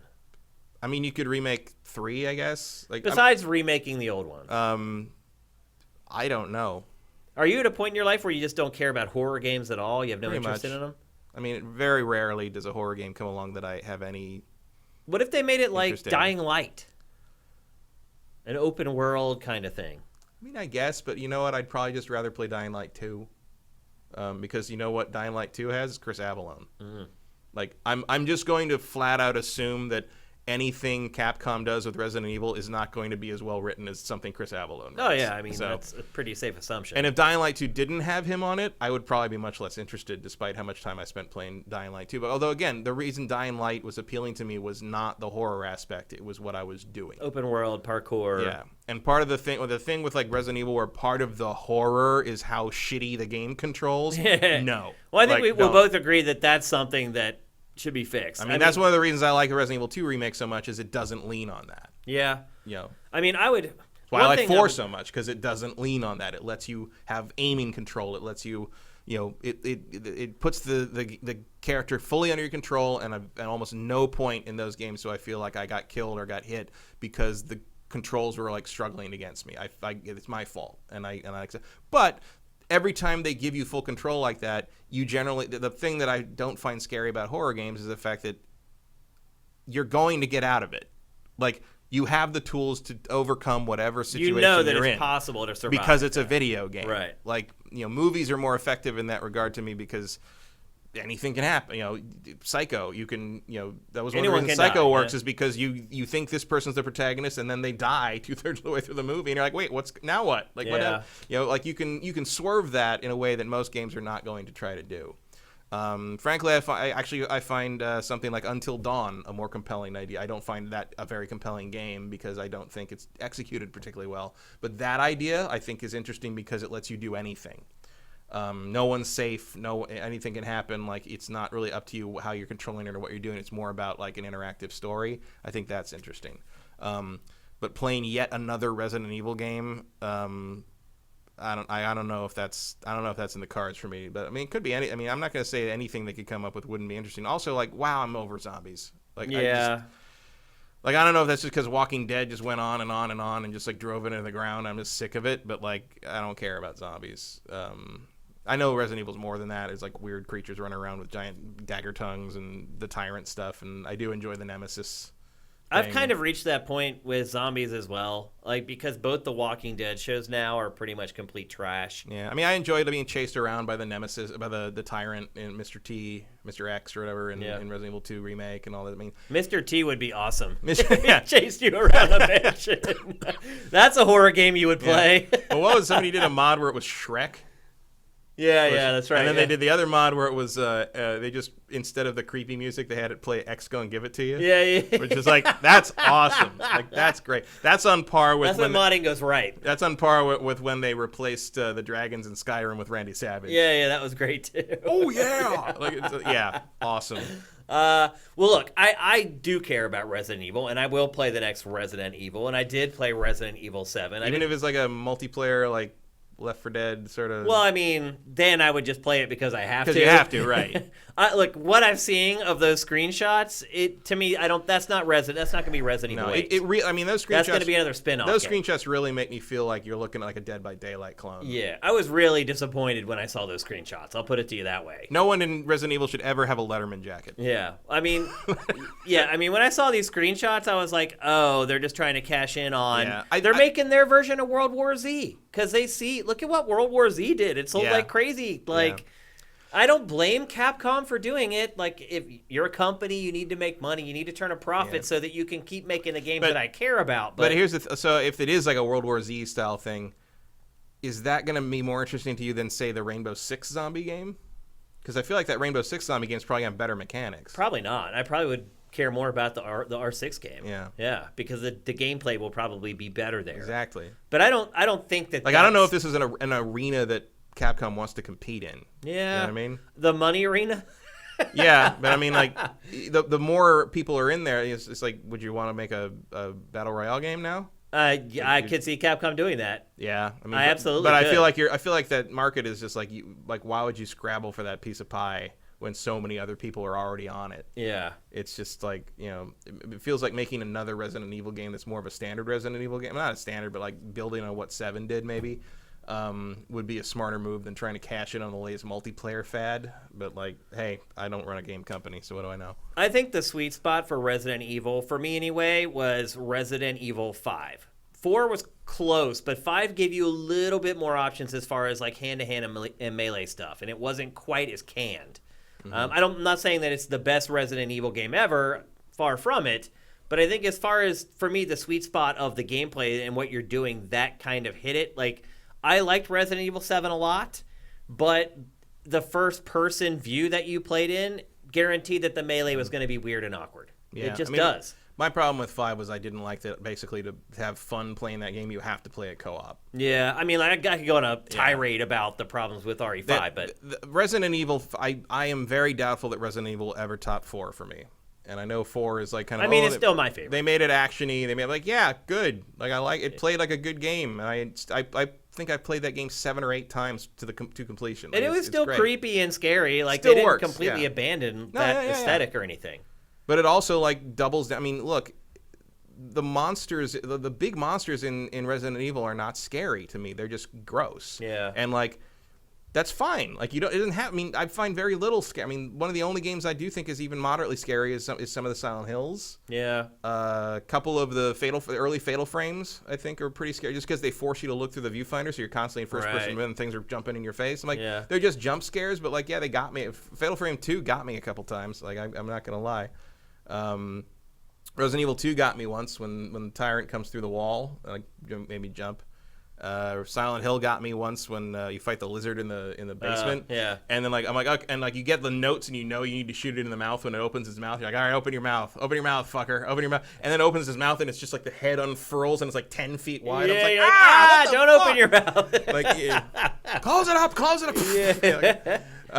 So like, yeah, there's some stuff that I find effective, but like, you know, as I get older and I see all the tricks and I've seen it all before, like there's very little. I mean, you got to creep me out, and almost no one can creep me out. Like it's hard to creep someone out when you're still giving them the tools to survive the situation. So my preferred horror stuff tends to be non-interactive. I guess that's how I. Interesting. But I think the next one should be third person. I think it should. I would definitely prefer a return to third person. Yeah. And I get why they did it for 7 because it was also a VR game. Right. And they kind of wanted to change it up and they wanted to make it noticeably different, and that's probably the fastest way to do that. So I'm hoping the next one is third person, not VR. Although I would I would say I love that you just like I didn't see him before. She pulls back and it's like, dude. Not VR, although I did enjoy the VR for a while before it made me sick in RE7. I just don't want to sacrifice.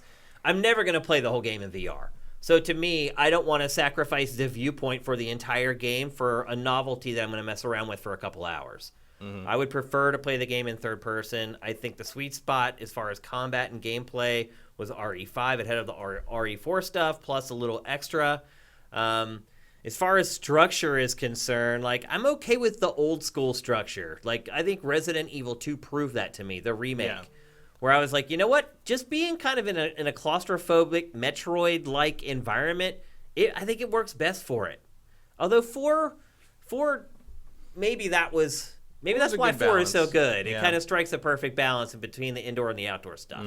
But it's not like open world or anything like that. No, it's just open areas. Right. And you know, I mean, and part of it was because like we'd never seen anything like that before. Yeah. I mean, like walking around that village and suddenly there's like 100 people coming at you. Like no one ever. That was a new experience. Well, also the fact that they could run, right, and they weren't like these foot dragging zombies. I mean, that's the other thing. The reason I'm really burning out on zombie everything, is the slow moving zombie trope. I can't do it anymore. I cannot. Like when I watch like a Walking Dead episode now, Fear the Walking Dead or the OG one, I roll my eyes at least 10 times during the show because it's just so absurd. Like the latest episode that was just on this past weekend, like they're trapped on top of a car, and there's like 2 rows of zombies around the car. It's like just jump over them and run. Like the way that the trope of, there's zombies here, even though they're slow as crap, I can't get away from them. Like I can't deal with that anymore. So the new one has to be third person. It has to have the actions that are available in RE5. It has to have zombies that you're actually scared of and don't move like at half a mile an hour. That would be my wish list for the new Resident Evil. Tone, RE4 all the way. Like, I loved RE4. It had some tongue-in-cheek stuff here and there. To me, it was still really creepy and scary at points. The fact that the zombies could do things like climb ladders and things like that changed everything for me. Like, it just changed the level of terror that I felt while I played it. Visually, I think RE7 looks fine. Like, it's not a technical marvel, but it's good enough. Although Resident Evil 2, like, that game was great. It does look great. And it didn't have to run on VR headsets. Yeah, absolutely. And so I think that's your good base to start with. What you did with the RE2 remake, and I'm sure that they're... Yeah. But I have a hard time believing that this thing they're teasing is Resident Evil 8. Or, no, it's not. It's absolutely not. It's just going to be another side thing. Yep, it's going to be like Revelations, like another one of those games. If we're lucky, it'll be like Revelations. Like, I have a feeling it's just going to be like a cooperative Left 4 Dead World War Z clone. We'll see. Tokyo Game Show is coming up, I think the 12th. So it's kicking off like next week. And so we shouldn't have to wait much longer. TGS is looking pretty good this year. Yeah. The Japanese publishers have intentionally held some stuff to show off at Tokyo Game Show. So I think it's actually going to have some relevance this year and have some value. And as always, we'll have all that stuff on Sifted, everything curated for you guys to have easy access to. All right. It's time for our last topic of episode 180. We're going to talk about the gigantic Nintendo Direct that happened yesterday. I have to pull out my notes for this one, people, because there was just so much that they showed. I mean, Nintendo's really just kind of flipping the script on how you promote video game products at this point. You're seeing everyone kind of following suit at this point. Sony's not doing a press conference at Tokyo Game Show again. I don't think they did one last year, or did they actually? I don't remember. But it's not doing one, so it's following kind of the same pattern that it's been following in for the last year now at this point. It's just not going to trade shows and promoting its games for whatever reason. Its presence at Gamescom was way more muted than I thought it was going to be. It's pretty much just Death Stranding. Yeah, I mean, that was it. And I'm sure that was They are going to show Ghost of Tsushima at TGS. At Tokyo Game Show? Yeah. I mean, that's a good place to show it. Yeah. Gameplay or a trailer, have they said? Some trailer at the very least. I don't know for sure. Better than nothing. But it's not doing a press conference there. So it looks like we're not really going to get any Sony press events until it's ready to show PS5.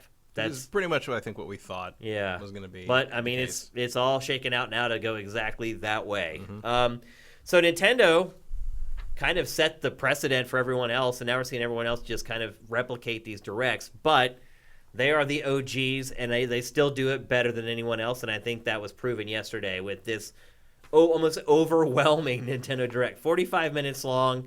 The announcements were like machine gun fire. I think Nintendo and the Switch are at a place right now where that's how it has to do stuff because it has so much news around it right now. When everything else is just kind of dwindling out. Well, because the Switch is in the prime of its life. It is. This is its prime. And the other systems are, they're not on the way out necessarily, but the new systems are coming. So like the cycle is focusing on that, and it's just not ready yet. So Switch is the only game in town in terms of announcements and news right now. Yep, stuff that's actually happening that's relevant and matters. Let's start getting to this stuff because if we don't, we'll never make it through it all. I think what most people would argue is the biggest announcement, although I would maybe argue against it. Overwatch is coming to Switch. One of the industry's worst kept secrets ever. We kind of knew this was happening for a long time. It did get an official release date of October 15th. Blizzard has said that it's targeting 30 frames per second. Aim high. Yeah. So you make sure if you don't hit it, you're still at an okay place. I mean, you should be targeting 60, and then if you end up at 30, okay. But it says it's targeting 30, which could mean that it doesn't even run at 30. I don't know. Is it 5 days late and $1,000 short for Overwatch on Switch at this point? Pretty much. I mean, I'm sure it will sell fine with the Switch audience, but everyone I know who's a really hardcore Overwatch player doesn't care. I feel like they play this game at 144 frames a second. I know. No one's playing this at 540p at sub 30. That's not a thing that's gonna happen. I feel like the only thing keeping Overwatch from going free to play is the Switch version, because Blizzard's we can squeeze some more sales out of this thing before we just give it away. Yeah. Because I think if the Switch weren't as big of a hit as it is, I think it would have gone free to play already. I don't know about that. I mean, is it really moving new units? Apparently. Really? Here and there. Is it worth it, though? Or is it better to just get people in the ecosystem? I mean, is it better to sell another 5,000 a month or whatever in the U.S., or is it better to add 500,000 people to the ecosystem who may or may not spend money on microtransactions? I don't know, but I trust Blizzard to know what's best for Blizzard. I mean, I would argue don't make a lot of maybe not as financial much as I errors. used to. Yeah, I don't know. I mean, I used to say in Blizzard I trust, but I don't know that I would say that now. You can argue with the quality of some of the stuff they do. You can't argue with their revenue. Yeah. I mean, they're doing real well. So I'm sure they know what they're doing. Maybe there's a deal in place with Nintendo for this, similar to Bethesda. Oh, I'm sure. Which would offset the potential loss of not going free to play for the extra microtransactions. But I don't know. I imagine that's coming soon, right around the time they announced that Overwatch 2 was actually in development. But they got another year at least on the Overwatch League before they can shut that down. So. It makes sense, I guess. I mean, if I were Blizzard, I would put it out on Switch. Sure. Hell yeah. And I would absolutely delay making it free to play to sell more on Switch.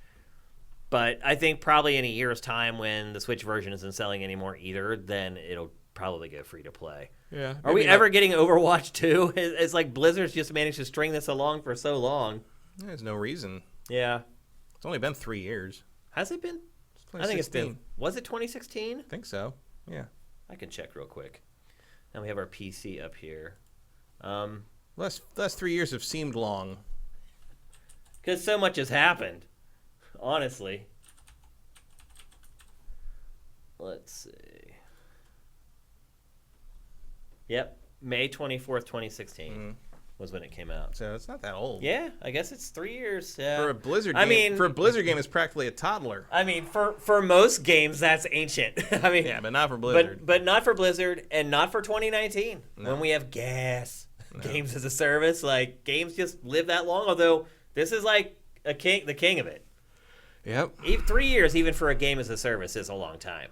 So yeah, well, 2 words: Diablo 3. Yeah, it just keeps going and going and going. So anyway, if you're a Nintendo only, I don't think anyone's in a position to be criticized for that when we're still on League of Legends 1. Yeah, I mean, I don't know if they'll ever make a League of Legends 2. I don't know why you would. I mean, there's not really any reason. As I said, Riot Games is an incorrect name. Yeah, it should be Riot Game. Yeah. They've Although rumors are swirling that they're about to show something new. We'll see. I'll believe it when I see it because I feel like we've been hearing that for I mean, I know for a fact forever. that they've made 6 or 7 internal games that they're never going to release because they decided they weren't good enough. Yeah. But they make stuff all the time. They just we never see it. There's a huge R&D and development side that doesn't work on League of Legends. Just tries to make the next Riot game. Yeah. And it just doesn't happen. Yep.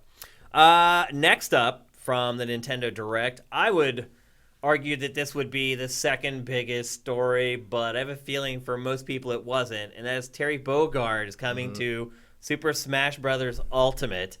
I wonder how many 8 to 13-year-olds were watching the Direct and was like, who the hell is that? And I mean, granted, he is easily the most recognizable SNK character of all time, but SNK isn't particularly relevant in this day and age. I'm guessing a lot of people were disappointed when they saw this. A lot of Smash fans were complaining that the fighting game character was in their fighting game. Yes. Yeah. But Terry's a cool addition. The other thing is, King of Fighters is huge in Mexico. In Mexico. Yeah, in Mexico, Latin American countries. SNK was big there, and King of Fighters is the fighting game of Mexico. I had no idea. Absolutely. Wow. By wide margins. And the current Smash champion is from Mexico. Wow. And if you give him Terry Bogard, you are going to end the world. It's astounding. Do you think he's going to control the same though? I mean, he can't really. No, it'll be an adaptation. He'll just make sure he gets really good with him.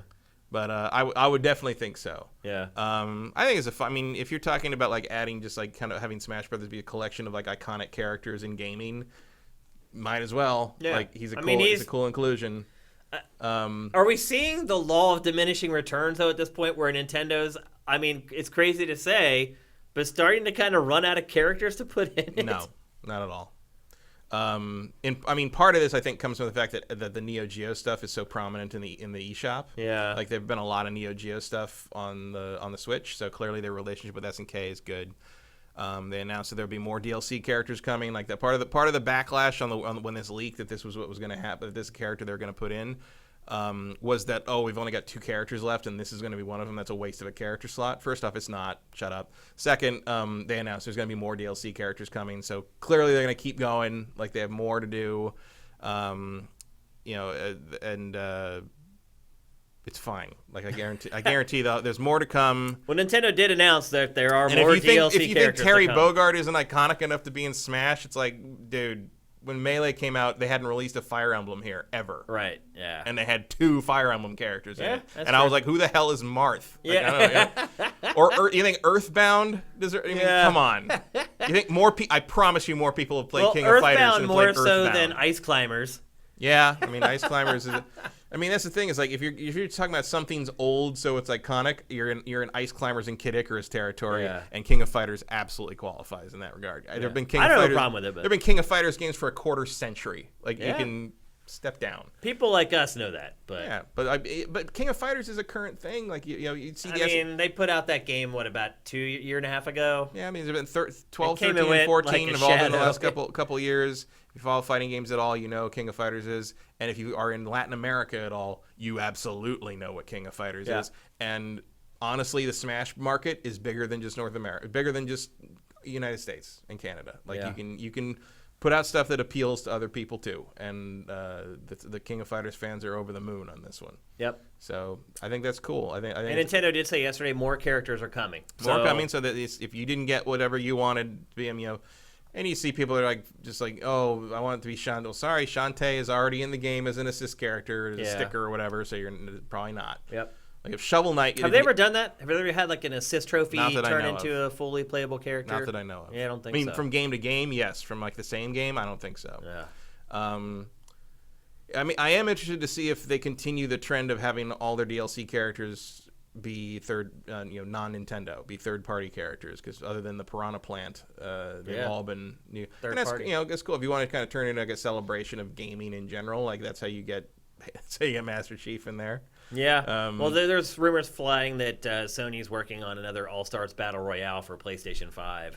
Good luck with that. Yeah, because the first one was awful. Not tops. Yep. Other Smash announcement yesterday. Banjo-Kazooie, now available inside the game. Initial reports are that Banjo is just a dominator. Yep. It looks like he is maybe a little OP. That seems to be a trend in the DLC. Hero had the same issue. Hero was very powerful. Part of that is because people don't know how to deal with him yet. That's part of it. The other part of it, though, is that is a tactic. Are they selling Banjo and Kazooie? Does it cost money? Well, unless you have the pass, the character pass. So they have learned this lesson from Riot. And what Riot does when it launches a new champ in League of Legends, that champ is way OP. And it quickly spreads around. Can't you just say overpowered? What is the OP thing? I don't know. Does it bother you? Yes, I don't know why. Maybe you're remembering the old OP corduroy shorts from the 80s. That could be it. Yeah, Ocean Pacific is starting to bother me.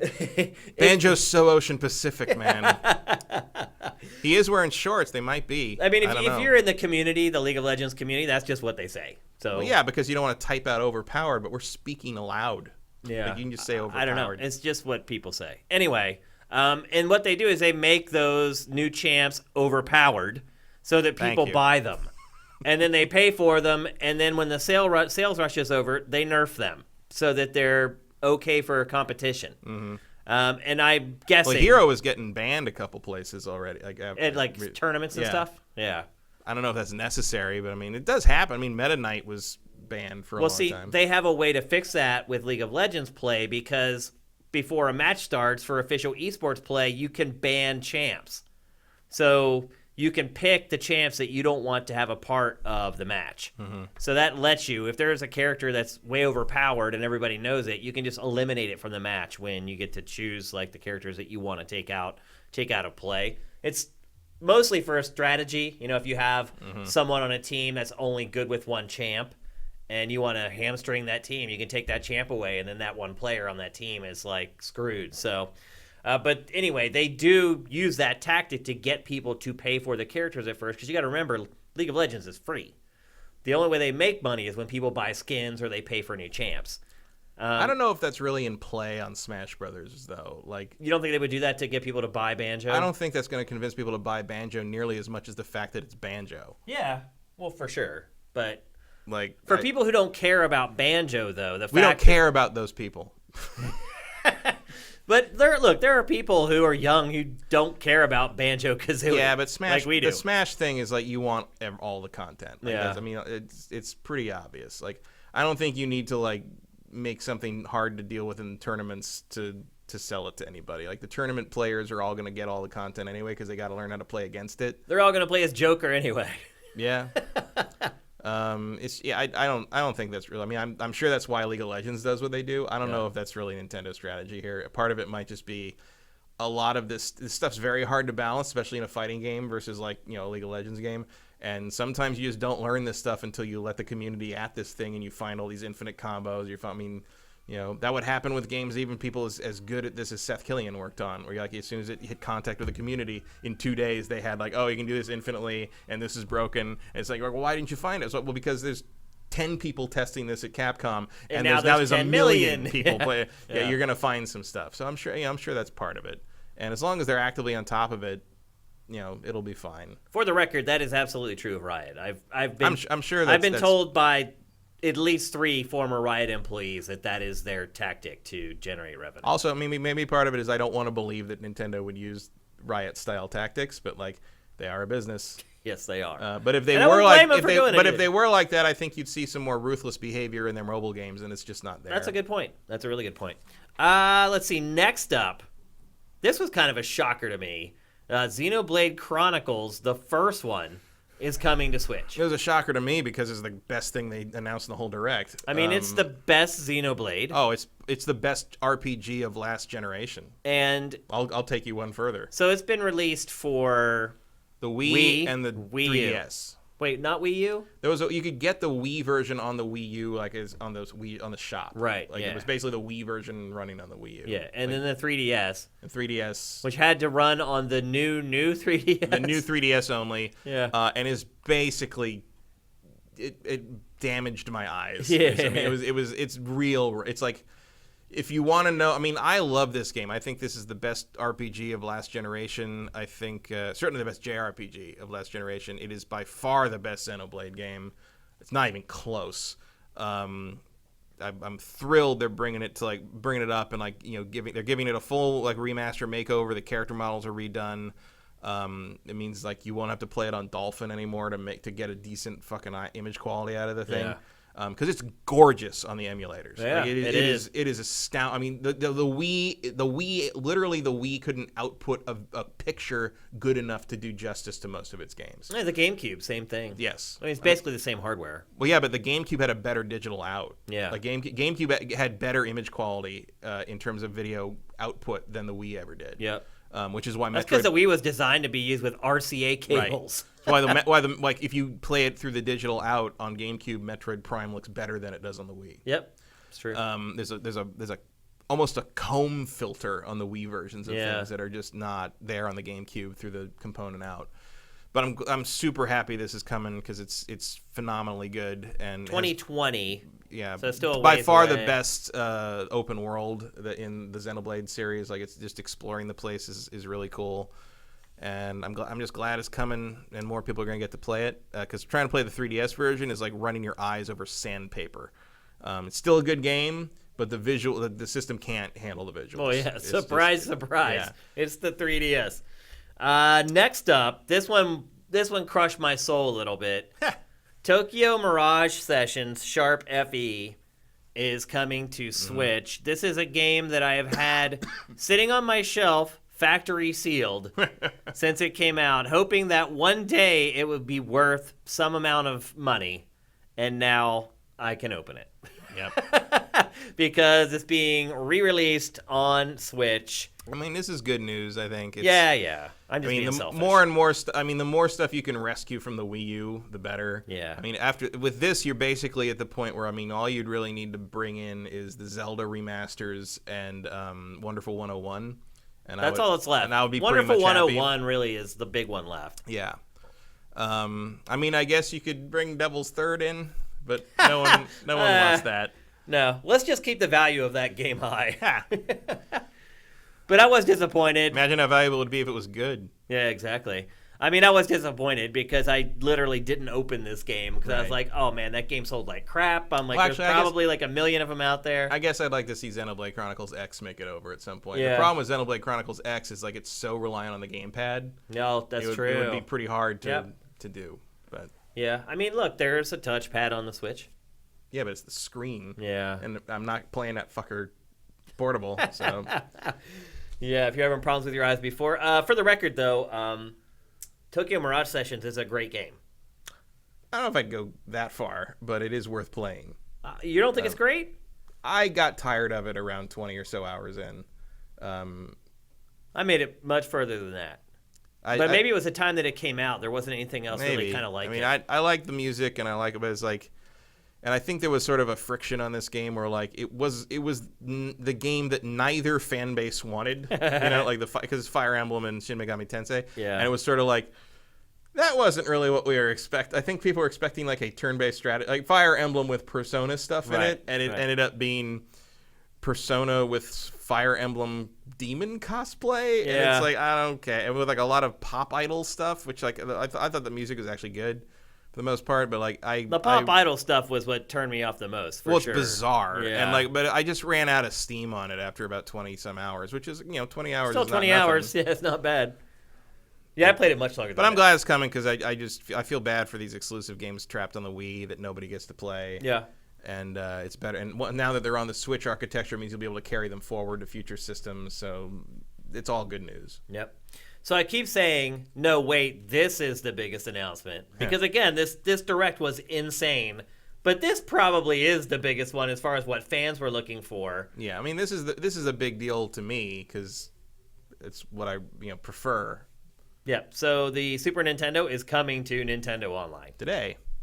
Yep. In fact, it's live right now. Is it? Yes. Because it was going live later in the day, which is annoying the hell out of me. I was like, maybe I could play it in the morning. Yeah, nope. I thought it was like 5 p.m. Eastern. It was supposed to go live. Something like that. Because it wasn't going live, I think, in Europe until like evening there, so it was going to be like late afternoon here. People have been begging for this since the Switch launched. Yeah. And here it is. So, like, and there's a good lineup. Like, I love that they're doing Earth Defense Force, which I've never played the Super Nintendo version of that because it's never been. I've never either. It's never been in English. I honestly didn't even know that existed. Earth Defense Force is an old series. I did not know that there was an SNES version of that. I never. Well, there wasn't. There was a Super Famicom version of it. We never got it. Right. You know what I mean. But like, yeah, it was very obscure until there it is, right there. Yeah, look at that. That's crazy. It's a good lineup. I mean, it's a solid kind of baseline. Yeah, can you actually pause it right there, Jared, so we can look at the lineup? And even take down the lower third for just a sec. So, yeah, 20 games. Yeah, I mean, it's no Super NES Classic, but, I mean, you got the essentials. Do you think the lineup for the SNES Classic is better? A little bit. It's a little bigger. What are the glaring omissions to you? Well, Super Mario World and Yoshi's Island are both there. I would like to see a Final Fantasy in there. Yeah. Probably 3/6, whatever you want to call it. Yeah. I would like to see Chrono Trigger, which obviously was also not on the Super Nintendo Classic. But and I mean that might just be something that Square's not willing to let go because they know it can sell it separately. How about Joe and Mac 2? That's an interesting inclusion. I'm really surprised it's in there. I mean, that's a pretty obscure game. Maybe that was the point, though. It's like most people haven't played it. Yeah, I mean, you want a mix of stuff no one's heard of and stuff. I mean, I didn't realize people were so hot to play Stunt Race FX again, but here we are. So that's both FX chip games in this initial lineup between that and Star Fox. Demon's Crest is great. That's not a hugely well-known game, but I think it's got a good reputation. I don't know what Brawl Brothers is. I actually don't know what that is at all. I like it. That's good. I mean, I don't know if I'd include Super Tennis and Super Soccer, but you got to, you want a variety, I guess. I mean, the best news is if you're paying for Nintendo Online, $20 a year. Yep. There you go. All this stuff is free and way cheaper than a Super Nintendo Classic. Yep, way cheaper than the Classic. There's this new controller coming out that's a wireless SNES controller for $30. Yeah. Although be aware you can get the 8-bit DOE Super Nintendo controllers for about the same, sometimes less, and they do work with the Switch. Wait, that doesn't work with Switch? It does, but like I'm just saying, you can get a better controller. Oh, those are better than what Nintendo's selling? I think they are. Yeah. Some of them have analog sticks, some have turbo features, some of them have like more buttons. Like, Interesting. That's what I use on my PC when I play like old. I've heard good things about that. When I play like old old 16-bit stuff, or if I'm playing like indie games that like use a 16-bit style, I'll usually use one of my 8-bit DOE Super Nintendo controllers, and I also have a Genesis one for the Sonic and Sega All Super whatever the Genesis collection is on Steam. But they're a good option. But again, if you want that exact replica, like that's also cool. It's I'll probably get it. They're also bringing online play to these games that have multiplayer. Some of the games are going to have like a pause and rewind feature. Oh yeah, the Mega Man X game. So that's kind of the problem. Is like the retro stuff is in play to the point that like you're probably never going to see Mega Man X on that service because the Mega Man X games have a collection for sale on the same system. Right. Yeah. But that's a huge announcement. Oh yeah.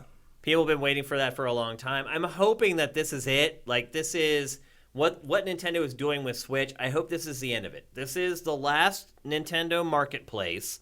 And so once you have access to these games on Switch, whether you pay for them or you're a part of Nintendo Online, that's it. And I hope they don't start over every time. Right. Every console that comes out after this, if I get this stuff, I should have it forever. Like I shouldn't have to buy these games for like the 80th time. And also like don't start over. Like if for the next system, like I don't want to have to wait for all these things to come out again. If it's the same way, but subscribe to the online service and you get access to this thing. Start with everything you've released in the previous system and go from there. And I'm sure you're going to run out of games eventually, but eventually you're just paying for a library, and that's fine. I mean, we should already be at the place with Nintendo's retro games where you and I already own them all on a service. Pretty much. Like, it's ridiculous that longtime consumers like us, longtime customers, fans, whatever you want to call it, we've been paying for this crap over and over and over again. It's got to stop, and I think we may have found the break point. Yeah, and next up, the N64. Yeah, that's a little more tricky, I think. I think it'll happen. Although a bunch of people apparently thought it was going to happen yesterday. Oh, they thought that was going to be one of the announcements. They thought that was going to be announced because like they did the Banjo-Kazooie like special video afterwards. Right. And they thought that like they were going to like the whole thing was when Banjo comes to Smash and then the old Banjo games come to Switch. And I was like, no, I don't think it makes sense at all. I think those are pure Microsoft. Microsoft has them on their Rare Replay, and that's where they're going to stay. And sure enough, Sakurai in the video said if you should go to play Banjo-Kazooie and Banjo-Tooie on the Xbox One. He actually told you to go play the old games on the Xbox One. Well, that might have been part of the deal. I'm sure it's part of the deal, but it's like you ain't getting those games on the Switch anytime soon, folks. Yeah. I mean, if and when inevitably the N64 Classic, some people were expecting was going to be announced or something. That's probably in the cards at some point, but apparently not this year. Yeah. So there you go. SNES coming to Switch, which is a big deal. Now we're going to start talking about some of the updates to games that Nintendo's been promoting for a while. We're going to start with Pokemon Sword and Shield. Matt, all along, I have not been particularly enthused for this game. And I have to admit, the more I hear about it, the less excited I get for it. There's just no hook to this game. Well, it's Pokemon. That's the hook. It is. But like this was an underwhelming set of reveals. Two new Pokemon, but it's like also you can change your clothes. Yep. And customize your clothes. There you can go to Pokemon Camp. This one time at Pokemon Camp. Yeah. Where you can train Pokemon. And then you can make curry. Yeah, there's a curry dex. You can make 100 different kinds of curry, just like Pokemon fans have been demanding since the beginning. Since the dawn of humanity. And it's like you put 100 types of curry in a game, but you didn't get all the Pokemon in there? Yeah, like, what are you doing? Like, I'm not one of the hardline, like, has to have a full national Pokedex people, but this is not... Yeah, this is questionable. It's not a good look, folks. Like you didn't get every Pokemon in this game, and then you're like, look at all the curry you can make. This ain't it, Chief. Yeah, that's not a smart move, really. Also, the Pokemon Camp is like kind of like the online functionality that they've unveiled so far. I mean, I'm sure they're going to have battles online. At least I hope so. But this is kind of the first online thing that they've shown for it, and it's not particularly compelling. Also, and you saw they also showed Game Freak's other game, little town hero. Oh, they showed Town? Yeah. I missed that. They did a little thing. They showed how the combat works and stuff like that. No, I missed it. Like you fight using ideas, and not like. But the thing is, that game looks better than this one graphically. Yeah. And I know it's probably happening in a smaller area, but I thought that was weird that like. It's so crazy, dude, that you have a Curry Dex. Who told them this was a good idea? I mean, I love Curry. So everybody does, but this is where a game being made in Japan goes off the rails a little bit. Food porn is a big deal in Japan. Yeah. I mean, that's why I was in Final Fantasy 15 too. Like the Right. best looking stuff in Final Fantasy 15, which was not a bad looking game by any stretch. Yeah. The best looking stuff was all the food. It was the food, yeah. It's like mind blowing. Like I would continually stop that game to go eat. Yeah. Because of that. Like, it was. I mean, look, character customization isn't like some new thing. No. And they spent a minute and a half I showing know. this. Like, no kidding, dude. Welcome to 2006. Well, remember the last trailer they were talking about, oh, you can buy, and now they're doing it again. You can buy clothes. It's like, yo, bro, every game does that. Your games have done that already. Like, again. I mean, it's never been this extensive before, but it seems like it feels like you're running out of stuff to talk about at that point. Again, I'll play this for 50 or 60 hours. I know I fully will admit it, but I will also say that there is nothing really compelling about this game. It's Pokemon. That's it, though. That's all it is. It's a first console Pokemon game. Yeah. Full-fledged mainline Pokemon game. Let's see. Next up, The Legend of Zelda, Link's Awakening. They didn't show much of this. They just basically talked about... Yeah, I actually looked away during this part and missed it very much. Yeah, they didn't show it for very long. Basically, there's a new amiibo coming that's based on the character design, or as I like to say, the dentist from Rudolph the Red-Nosed Reindeer. Yeah, he does look like the dentist elf. So a new amiibo featuring him, but the big story really was that the dungeons that you create in the game, you can save them to amiibo. You can save them to any Zelda amiibo, and then there was one other set of amiibo you could save them to. I can't remember right now what it was. But there's two different set of amiibo that you can save your dungeons to and then take them to someone's house and share them or whatever. So something I'll never do. Yep, or me either. Because that means I'd have to go to someone else's house to play video games. Yeah. And I can't remember the last time I did that. I honestly cannot remember the last time I drove to someone's house to specifically play video games. Well, maybe people do that to my house sometimes. Yeah. Because I have them all. Yeah. But I think the last time I did that was back in the heyday of Street Fighter 4 when I would go to people's houses and play casual matches. It's crazy. I cannot remember the last time I did that, Matt. Online. They used to be a staple of my life. Yeah. Like every night. Oh, yeah. They used to be every I go to someone's day. house to play something, or they come to mine, or whatever. In the 32-bit era, that was like every night. Yeah. Totally. Like the N64 era. F-Zero 64 till the sun came up. I got my car towed once because we were playing Tony Hawk Pro Skater until the morning, and I was parked illegally and didn't realize it. Even the Dreamcast, even though you could play it online. And then online, when that happened, the tow place wasn't open yet, so we just went back and played more Tony Hawk until the tow place opened. That's funny. But anyway, Link's Awakening is coming. That was 20 years ago this month. Yep. Link's Awakening is coming soon. So at this point, they really don't need to announce much more. I wasn't that surprised or disappointed by that. Next up, Luigi's Mansion 3. They showed 2 new floors of the hotel. And again, for those of you who don't know, each floor of the hotel has a different theme. They showed 2 brand new floors, so 2 brand new themes that are going to be in the game. And then they showed a brand new multiplayer party mode called Scream Park.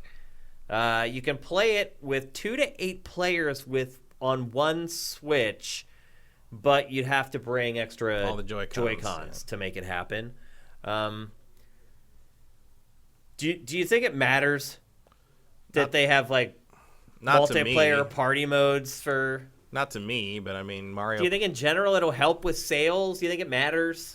Probably not. It's just an extra value add. Right. You know, but does it really add value that will translate into revenue for Nintendo? I don't know. I mean, probably not. I mean, I can't see that being the thing that finally pushes someone over the edge on this game. Yeah, I mean, it's just like a collection of like 3 very simple party. Yeah, it's kind of a Mario Party with a Halloween theme, basically. Pretty much, yeah. And this game is coming out on October 31st, so Halloween. Yeah. I am very, very excited for this game. I think way more excited than just about anyone else that I've met. I don't know why.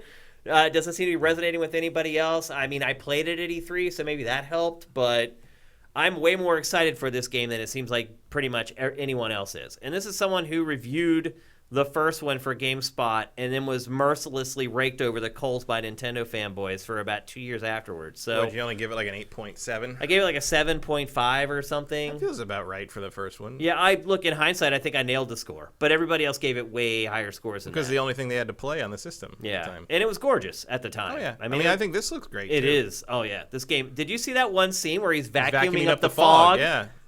Dude, I think this is people are going to freak when they play this game. I know everyone's blowing it off right now, but when the rubber hits the road, you're going to play this game. I mean, I'm not a huge Luigi's Mansion fan, but I do find this more interesting than any of the horror games coming out in October. Ah, good point. That's funny. I mean, at least this one's not trying to scare me with bullshit. It's trying to entertain me. Yeah, I think this game is going to pleasantly surprise a whole lot of folks come Halloween. I mean, it's certainly not in my top 10 list or anything, but I'm going to play it. Yeah. It is. Honestly, that shot where he vacuums the fog up is selling me better than anything else in the game. I don't know. I mean, because the first game had a lot of really cool environmental tricks in it too. So I'm like, interesting. Look, he just pulled it up right there. It's pretty cool. Yeah, I'm really excited for it. I think by the time I should be done with the Ghostbusters remaster by this point. That's true. So, like, why not? I think by the time the game gets here, I think other people are going to agree with me and they're going to be excited for it. My biggest disappointment, though, as much as I'm not enthused by Pokemon Sword and Shield, Animal Crossing Fire Festival. Animal Crossing New Horizons. This is Fire Festival. You get to an island and some weirdo's trying to sell you a tent. Okay, you want to talk about a new entry in a franchise that really has no hook whatsoever or no compelling reason to buy it versus an older version of the game? Here you go. But you can replant trees now. Oh my, dude. This trailer, by the way, is like 5 minutes long, and it's basically like, hey, here's all the stuff you've been doing in Animal Crossing for the last decade. Why does your character run like Naruto? Yeah, with his arms out. His arms out, yeah. Like, I don't know, dude. I don't know. Are they ninjas? I mean, is that the twist? There is no twist. Yeah. The twist is there is no twist. You owe a raccoon endless amounts of money, and then he makes you download his app. Yeah, that's pretty much it. Yeah, and your very own Nook phone. I don't know. I refuse to. I cannot find a hook for this game. I cannot see anything unique about it that makes me want to play it anymore. I guess the hook is it's Animal Crossing on the Switch. And that's it. And 4 people can live on your island locally. 8 can live on your island online. Or you can play. I think you can play together with 8. Yeah. Like all visit at the same time. All on the island at the same time. And then like you can have 4 separate games on the same Switch. Yeah. Which is what I got out of it. Again. A lot of crafting. Yeah. I made a flimsy axe. Yay! Yay, everybody applaud for the flimsy axe. Pre-order sold. I mean, there's clearly some Minecraft influence happening here. Yeah, of course. But in a way, because I don't remember crafting being finding stuff and collecting stuff was a big deal. But then using that to make things stuff was not really a big. It was earning money to buy stuff. I think Nintendo's missing why people liked Minecraft, though. It's not because they're crafting stuff together; it's because they're building stuff. Yeah.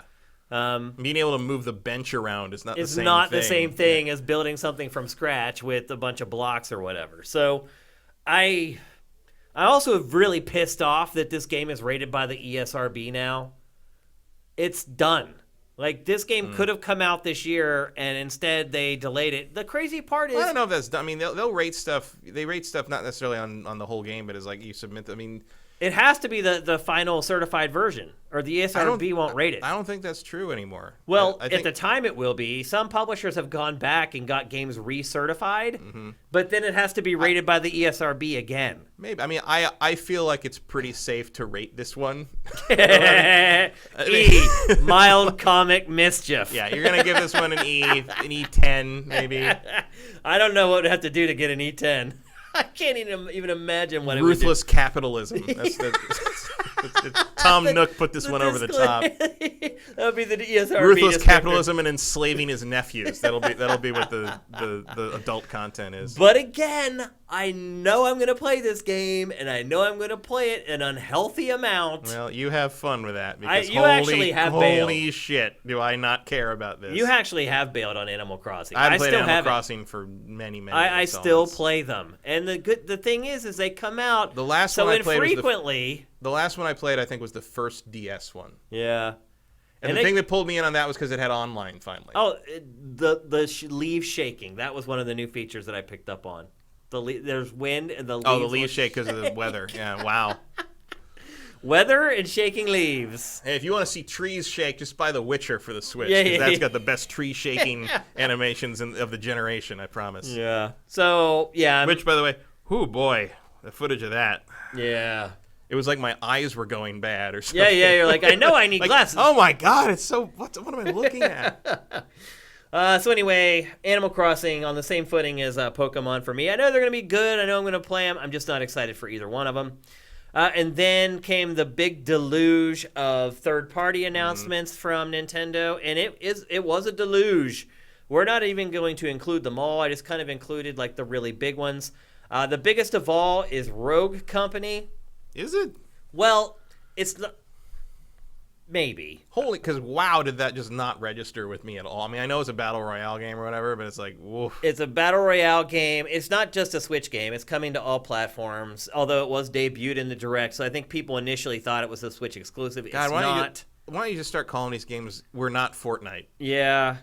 I Sorry. mean, they've just... It's really crazy, man, how shamelessly it's been ripped off. I mean, PUBG, really, is what's been ripped off the most. I mean, Fortnite kind of had the advantage of like looking completely different. Yep. And like now this is just sort of like it's various like all the battle royale games after it seem to be like a permutation of like, well, how far in which direction are you going to take? Yeah, is it style? PUBG or is it Fortnite? Fortnite, and where in the middle are you situated? Yeah, that's pretty, and this is like right in the middle, I think. Because it looks like it's smack dab in the middle of PUBG and Fortnite. I mean, it looks okay. I mean, do we need more Battle Royale games? I don't. I mean, does anybody? I don't even have any. I mean, after Apex Legends. Apex Legends is hard to beat for me. Because it is like the perfect middle. Yeah, well, and it's a great game. It feels good to play. And it does, yeah. And I don't find that to be true of a lot of the. I mean, do you think there are people out there that just play every battle royale that comes out? I mean, I know a couple of them. Yeah? But they always go back to their favorite after a while. Yeah. You know, like you always settle back with whatever is your preferred game. And some people have started with PUBG and moved on to Fortnite and then moved on to Apex, and they still go back to Apex, and Apex is their sort of default now. But I don't think I have a hard time looking at this and thinking like, oh yeah, this could turn it around for some. It's like so much of it is just generic stuff, and even if it isn't generic, I mean, Radical Heights was not a generic visual, but it still didn't catch any kind of heat. So yeah, because it was a terrible game. Well, because it wasn't even finished. It wasn't even an alpha. It was like broken. I mean, it was a piece of crap. What bothered me the most about that announcement, it's from Hi-Rez, the holders of the Tribes IP. So anytime Hi-Rez does something new that's not related to Tribes, I get a little testy over it. So, I mean, a Tribes Battle Royale would probably have some juice on it. You would think. Probably more than that. Generic. That kind of looked like Radical Heights, really. There's a little bit, yeah. Yeah, it didn't quite have the neon splash of the 80s like Radical Heights did, but kind of the same tone. Next up, Assassin's Creed The Rebel Collection. It is Assassin's Creed 4 Black Flag and Assassin's Creed Rogue rolled into one package for Switch. I mean, is there any interest in this for whatsoever, do you think? I mean, probably. Like I mean, they're not bad games. These are two Black of the best. Flag is these great. are two of the best games. Matter of fact, I would say Rogue is better than Black Flag. Really? I love Rogue. I don't think I go that far, but I think Rogue's setting is more interesting because it's more in the north in the Arctic. And I think Shay is a really interesting character because he's a traitor, and it's a game that finally questions who's the bad guys and who's the good guys, and it does it pretty effectively. Yeah. I think if you haven't played either of them, they're both absolutely worth playing. Way more so than 3. Black Flag I think saved the series for me to some degree because it finally gave me a reason to play again. I really didn't like the direction 3 went. Gameplay wise, and this one gave you the ships, and it's kind of annoying whenever they make you get off the ship. That's one of the reasons I like Rogue better is because Rogue does not make you get off the ship as much. Right. And when it does, it's short. Yeah. But like they're both absolutely worth playing if you for some reason have never played them before and would like to play them on a tiny screen at 30 frames per second. If you're lucky, 30 frames per second. Because otherwise, I guarantee you they run better on every other platform. Everything. Probably even better on iPad if they put them out on iPad for iOS. But at the very least, Assassin's Creed 3 on Switch had really bad audio issues. And they just patched them, and the same company did Assassin's Creed 3 port and did the Dark Souls port, which also had audio issues. And Ubisoft had them fix the audio on Assassin's Creed and Dark Souls. It looks like it's never getting fixed. So Ubisoft at least cares about the quality of the stuff they're putting on the Switch. And so if you're interested in playing this on the Switch, then I would say it's worth supporting just because Ubisoft has shown that they care. Yep. And these are good games. And we're going to run through the rest of these real quick because we're running out of time and we want to get to Q&A because we have to give away some beta codes to you guys. Divinity Original Sin 2 coming to Switch. It's out. Oh, it's out. That's dropped right. yesterday. Right. Shadow dropping. I dig a shadow dropping. The return of the Obra Dinn. You guys may be wondering what the hell that is. It's that crazy, awesome indie game that we showcased in our Game of the Year awards last year. Makes perfect sense. Indie games sell great on Switch. Obra Dinn is a great indie game. We highly recommend it if you haven't checked it out before, if you're only a Switch owner. It's really unlike anything else you've ever played. This may have shocked you, Matt. Star Wars Jedi Knight 2, Jedi Outcast. The only thing that shocks me is that people will not let this terrible game go. Yeah. But I mean, it went backwards compatible on the Xbox One. It didn't. Jedi Academy did, which is also coming to Switch next year. Oh, I missed that somehow.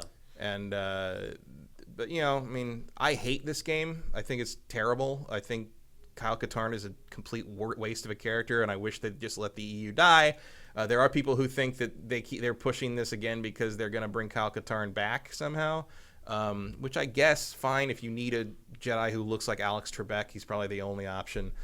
But I always hated this game just because it was you spend all this time playing a normal shooter and you get the lightsaber and then you go to the next level is a bunch of snipers you can't use the lightsaber against. It's old school Raven level design, find the Switch level design, which I find tedious as all hell.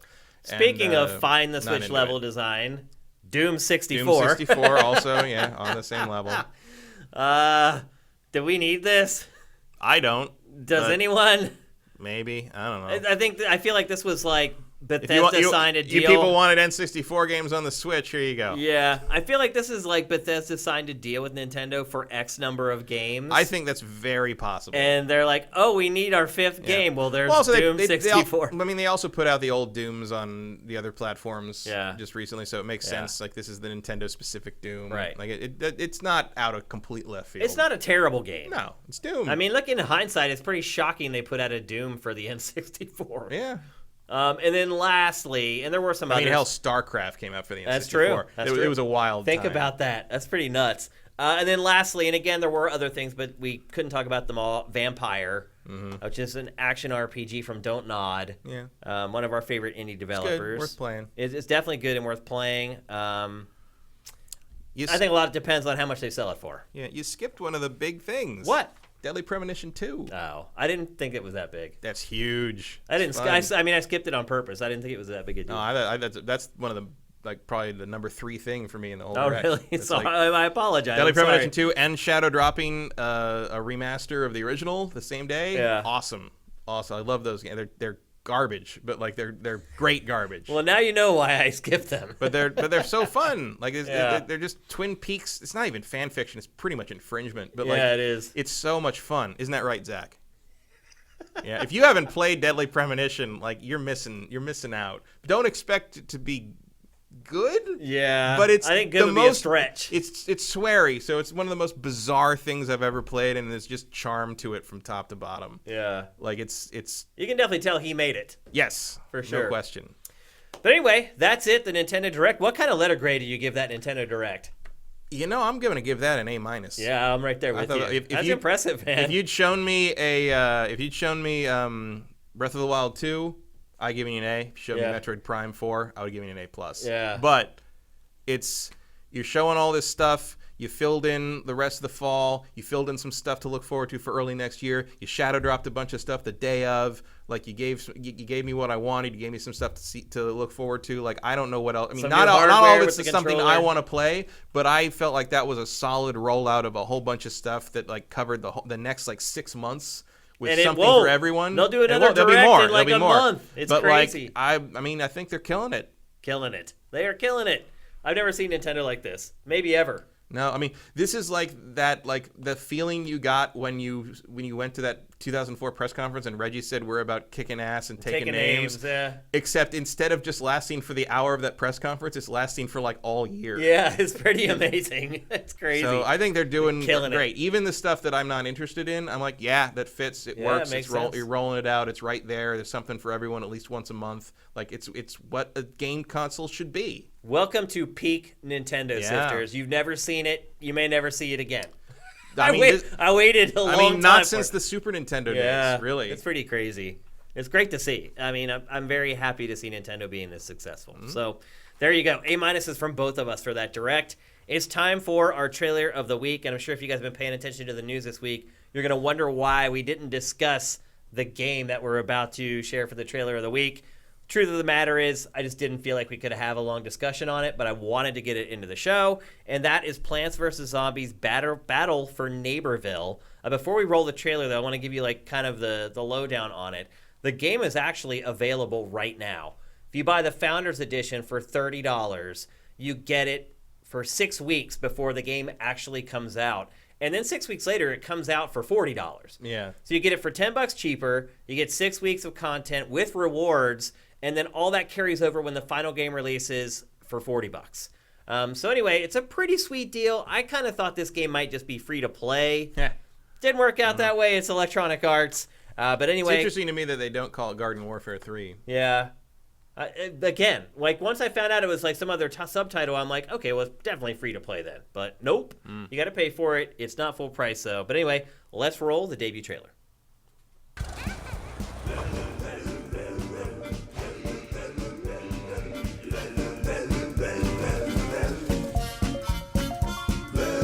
Welcome to Neighborville, where from town center to the weirding woods to the trails of Mount Steep, a battle is always raging. New plants, new zombies, and new turf. This is your first look at Plants vs. Zombies Battle for Neighborville. You'll begin your battle in the world's social regions. These hubs are the gateway into Neighborville, and a great place to connect with friends, find new allies, and try on a new look. Let's meet the new recruits. New team play classes let you join up with your friends and fight together as one unstoppable unit. Meet Oak and Acorn. Or bring your cadets together and form a space station.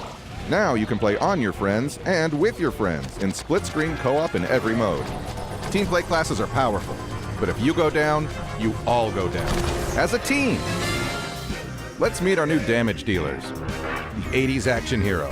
He'll vanquish you with his bow, then zing you with an unintelligible one-liner. So gnarly. Snapdragon launches fireballs that will seek out zombie kindling. Burn. Electric Slide will dance her way into your hearts. Her electrified attacks can clear any dance floor. Don't blink, or you'll miss Nightcap. Master of Shadows. She gets in close for her devastating Fung Fu takedown. Head-to-head combat is at the heart of Battle for Neighborville.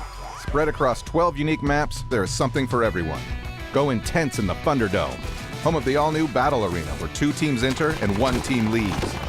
Go big in up to 24-player matches. With countless objectives, whatever you do, please stop Dr. Zomboss from launching a lighthouse into orbit? Reload and jump into the fray at Giddy Park, a drop-in, never-ending carnival of headshots. The battle for Neighborville doesn't stop there. Hop on a train, submarine, or flying bus and explore strange and dangerous free-roam regions. Quest, collect, and discover as you battle an entire forest. Join a pie-eating contest Make friends with an insecure washing machine. Crash a dance party. Fight inside your own zombie mind. Survive gnomish temples. Lead a zombie parade. Give a lawnmower a style makeover. And politely decline to hacky sack with this guy. You know, just your average day. The battle for Neighborville is just getting started.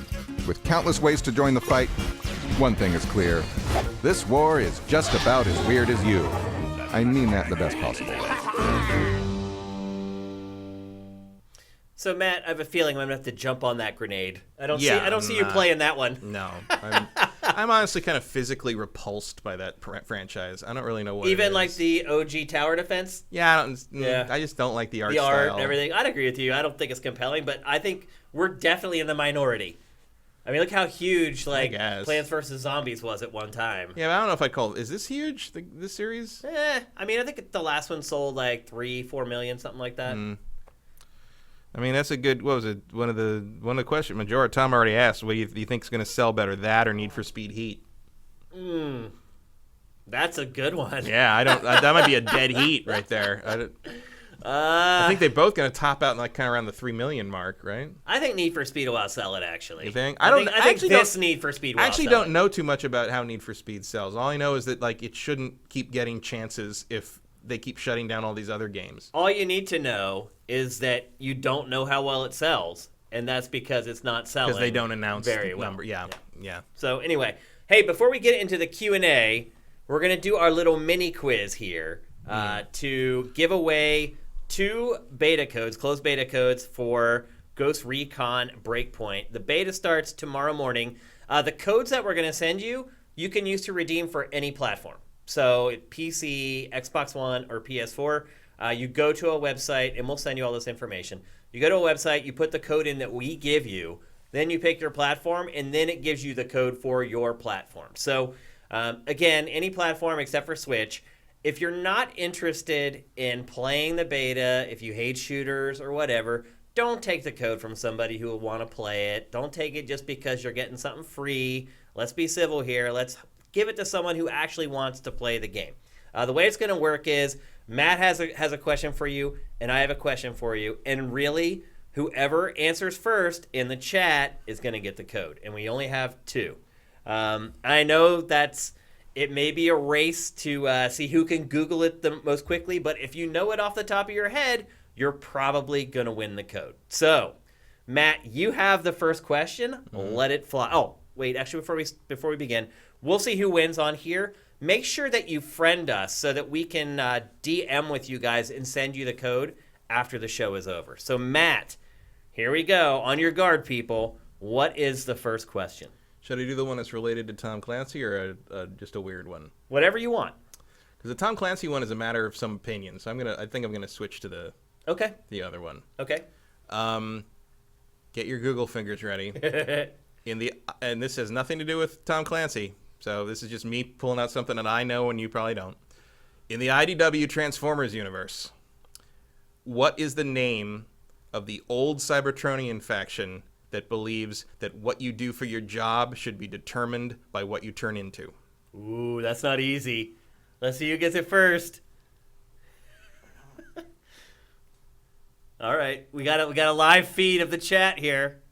We might want to move on to your question while people look things up on the various wikis. It may take them like 20 minutes to find the answer to that. Mine is much easier and more closely related to just general video games. Yeah, we still don't have an answer. Maybe you should repeat the question again. I killed everybody with how nerdy that question was. In the IDW Transformers universe, what is the name of the old Cybertronian faction that believes that what you turn into should determine what your job is? That's a tough one. I don't know the answer to it. Bueller. Bueller. Show's only got like 15 minutes left. Yeah, folks. you guys better hurry up. They don't even know how to Google it. Oh man, we may have like the post game have to award this. Do the other one. Yeah, do the other one. We'll come back to it. Okay, mine is much easier. All right, so my question is, and I think someone will just know this off the top of their head, so get ready to type. Get your fingers at the QWERTYs. What was the first game that Rockstar released for the Nintendo 64? I don't think I know that. Yeah, you do. Do I? I mean, I'm sure I know the game, but I don't know which one it is. It is not the Quintessons. Nope.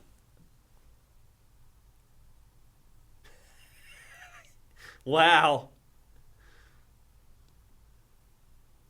Nope. Keep guessing, guys. Body Harvest was by DMA, who made GTA, but it was not Rockstar. That's a good guess, though. That was the first game that entered my head when you asked that.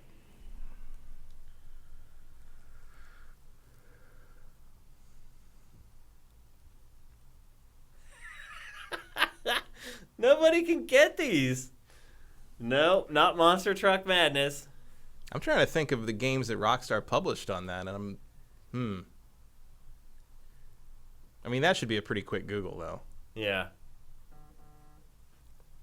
What is that buzz? That's like text messages. Oh, it's like the incorrect buzzer.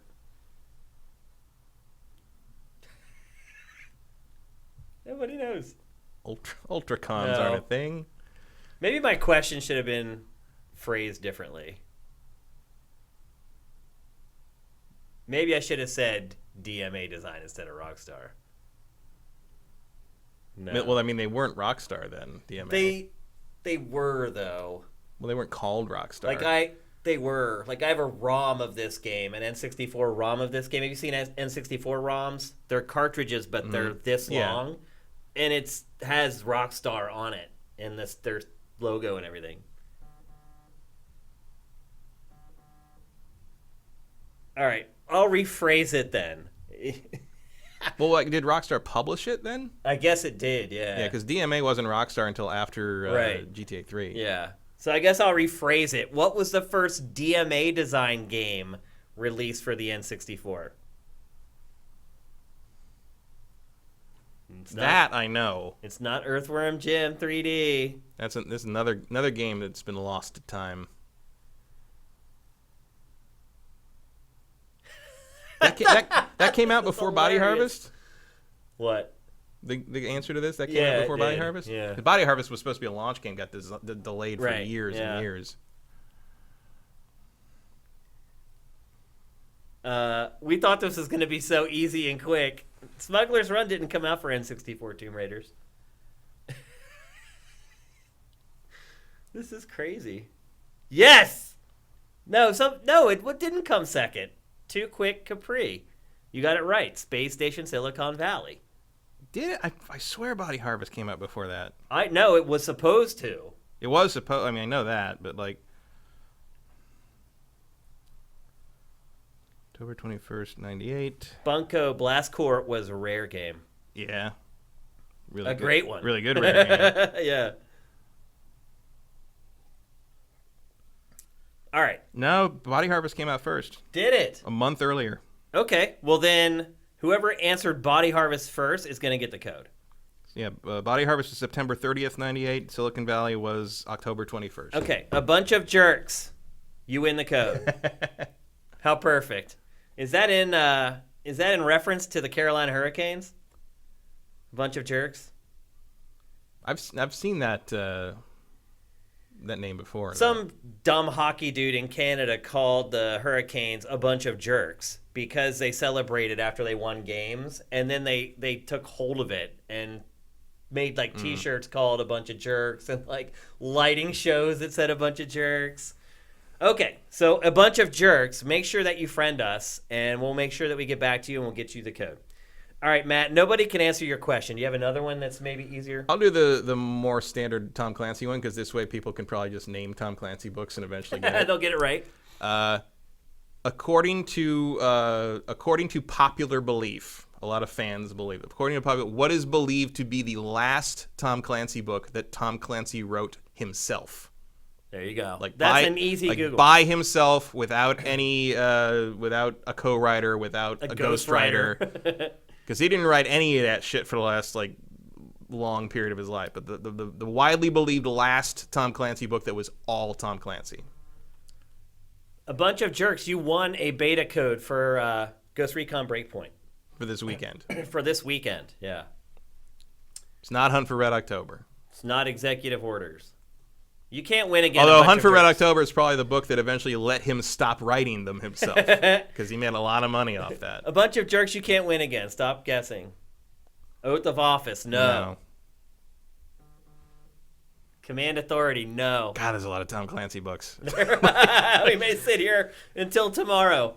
We're already going over time. We haven't answered like any you could questions. just be like name arbitrary political military industrial name. Like it's just like Come on, you're gamers. You should know this. Not Jack Ryan, not Cirque. You're gamers. You should know this. That's the biggest hint I could ever give you.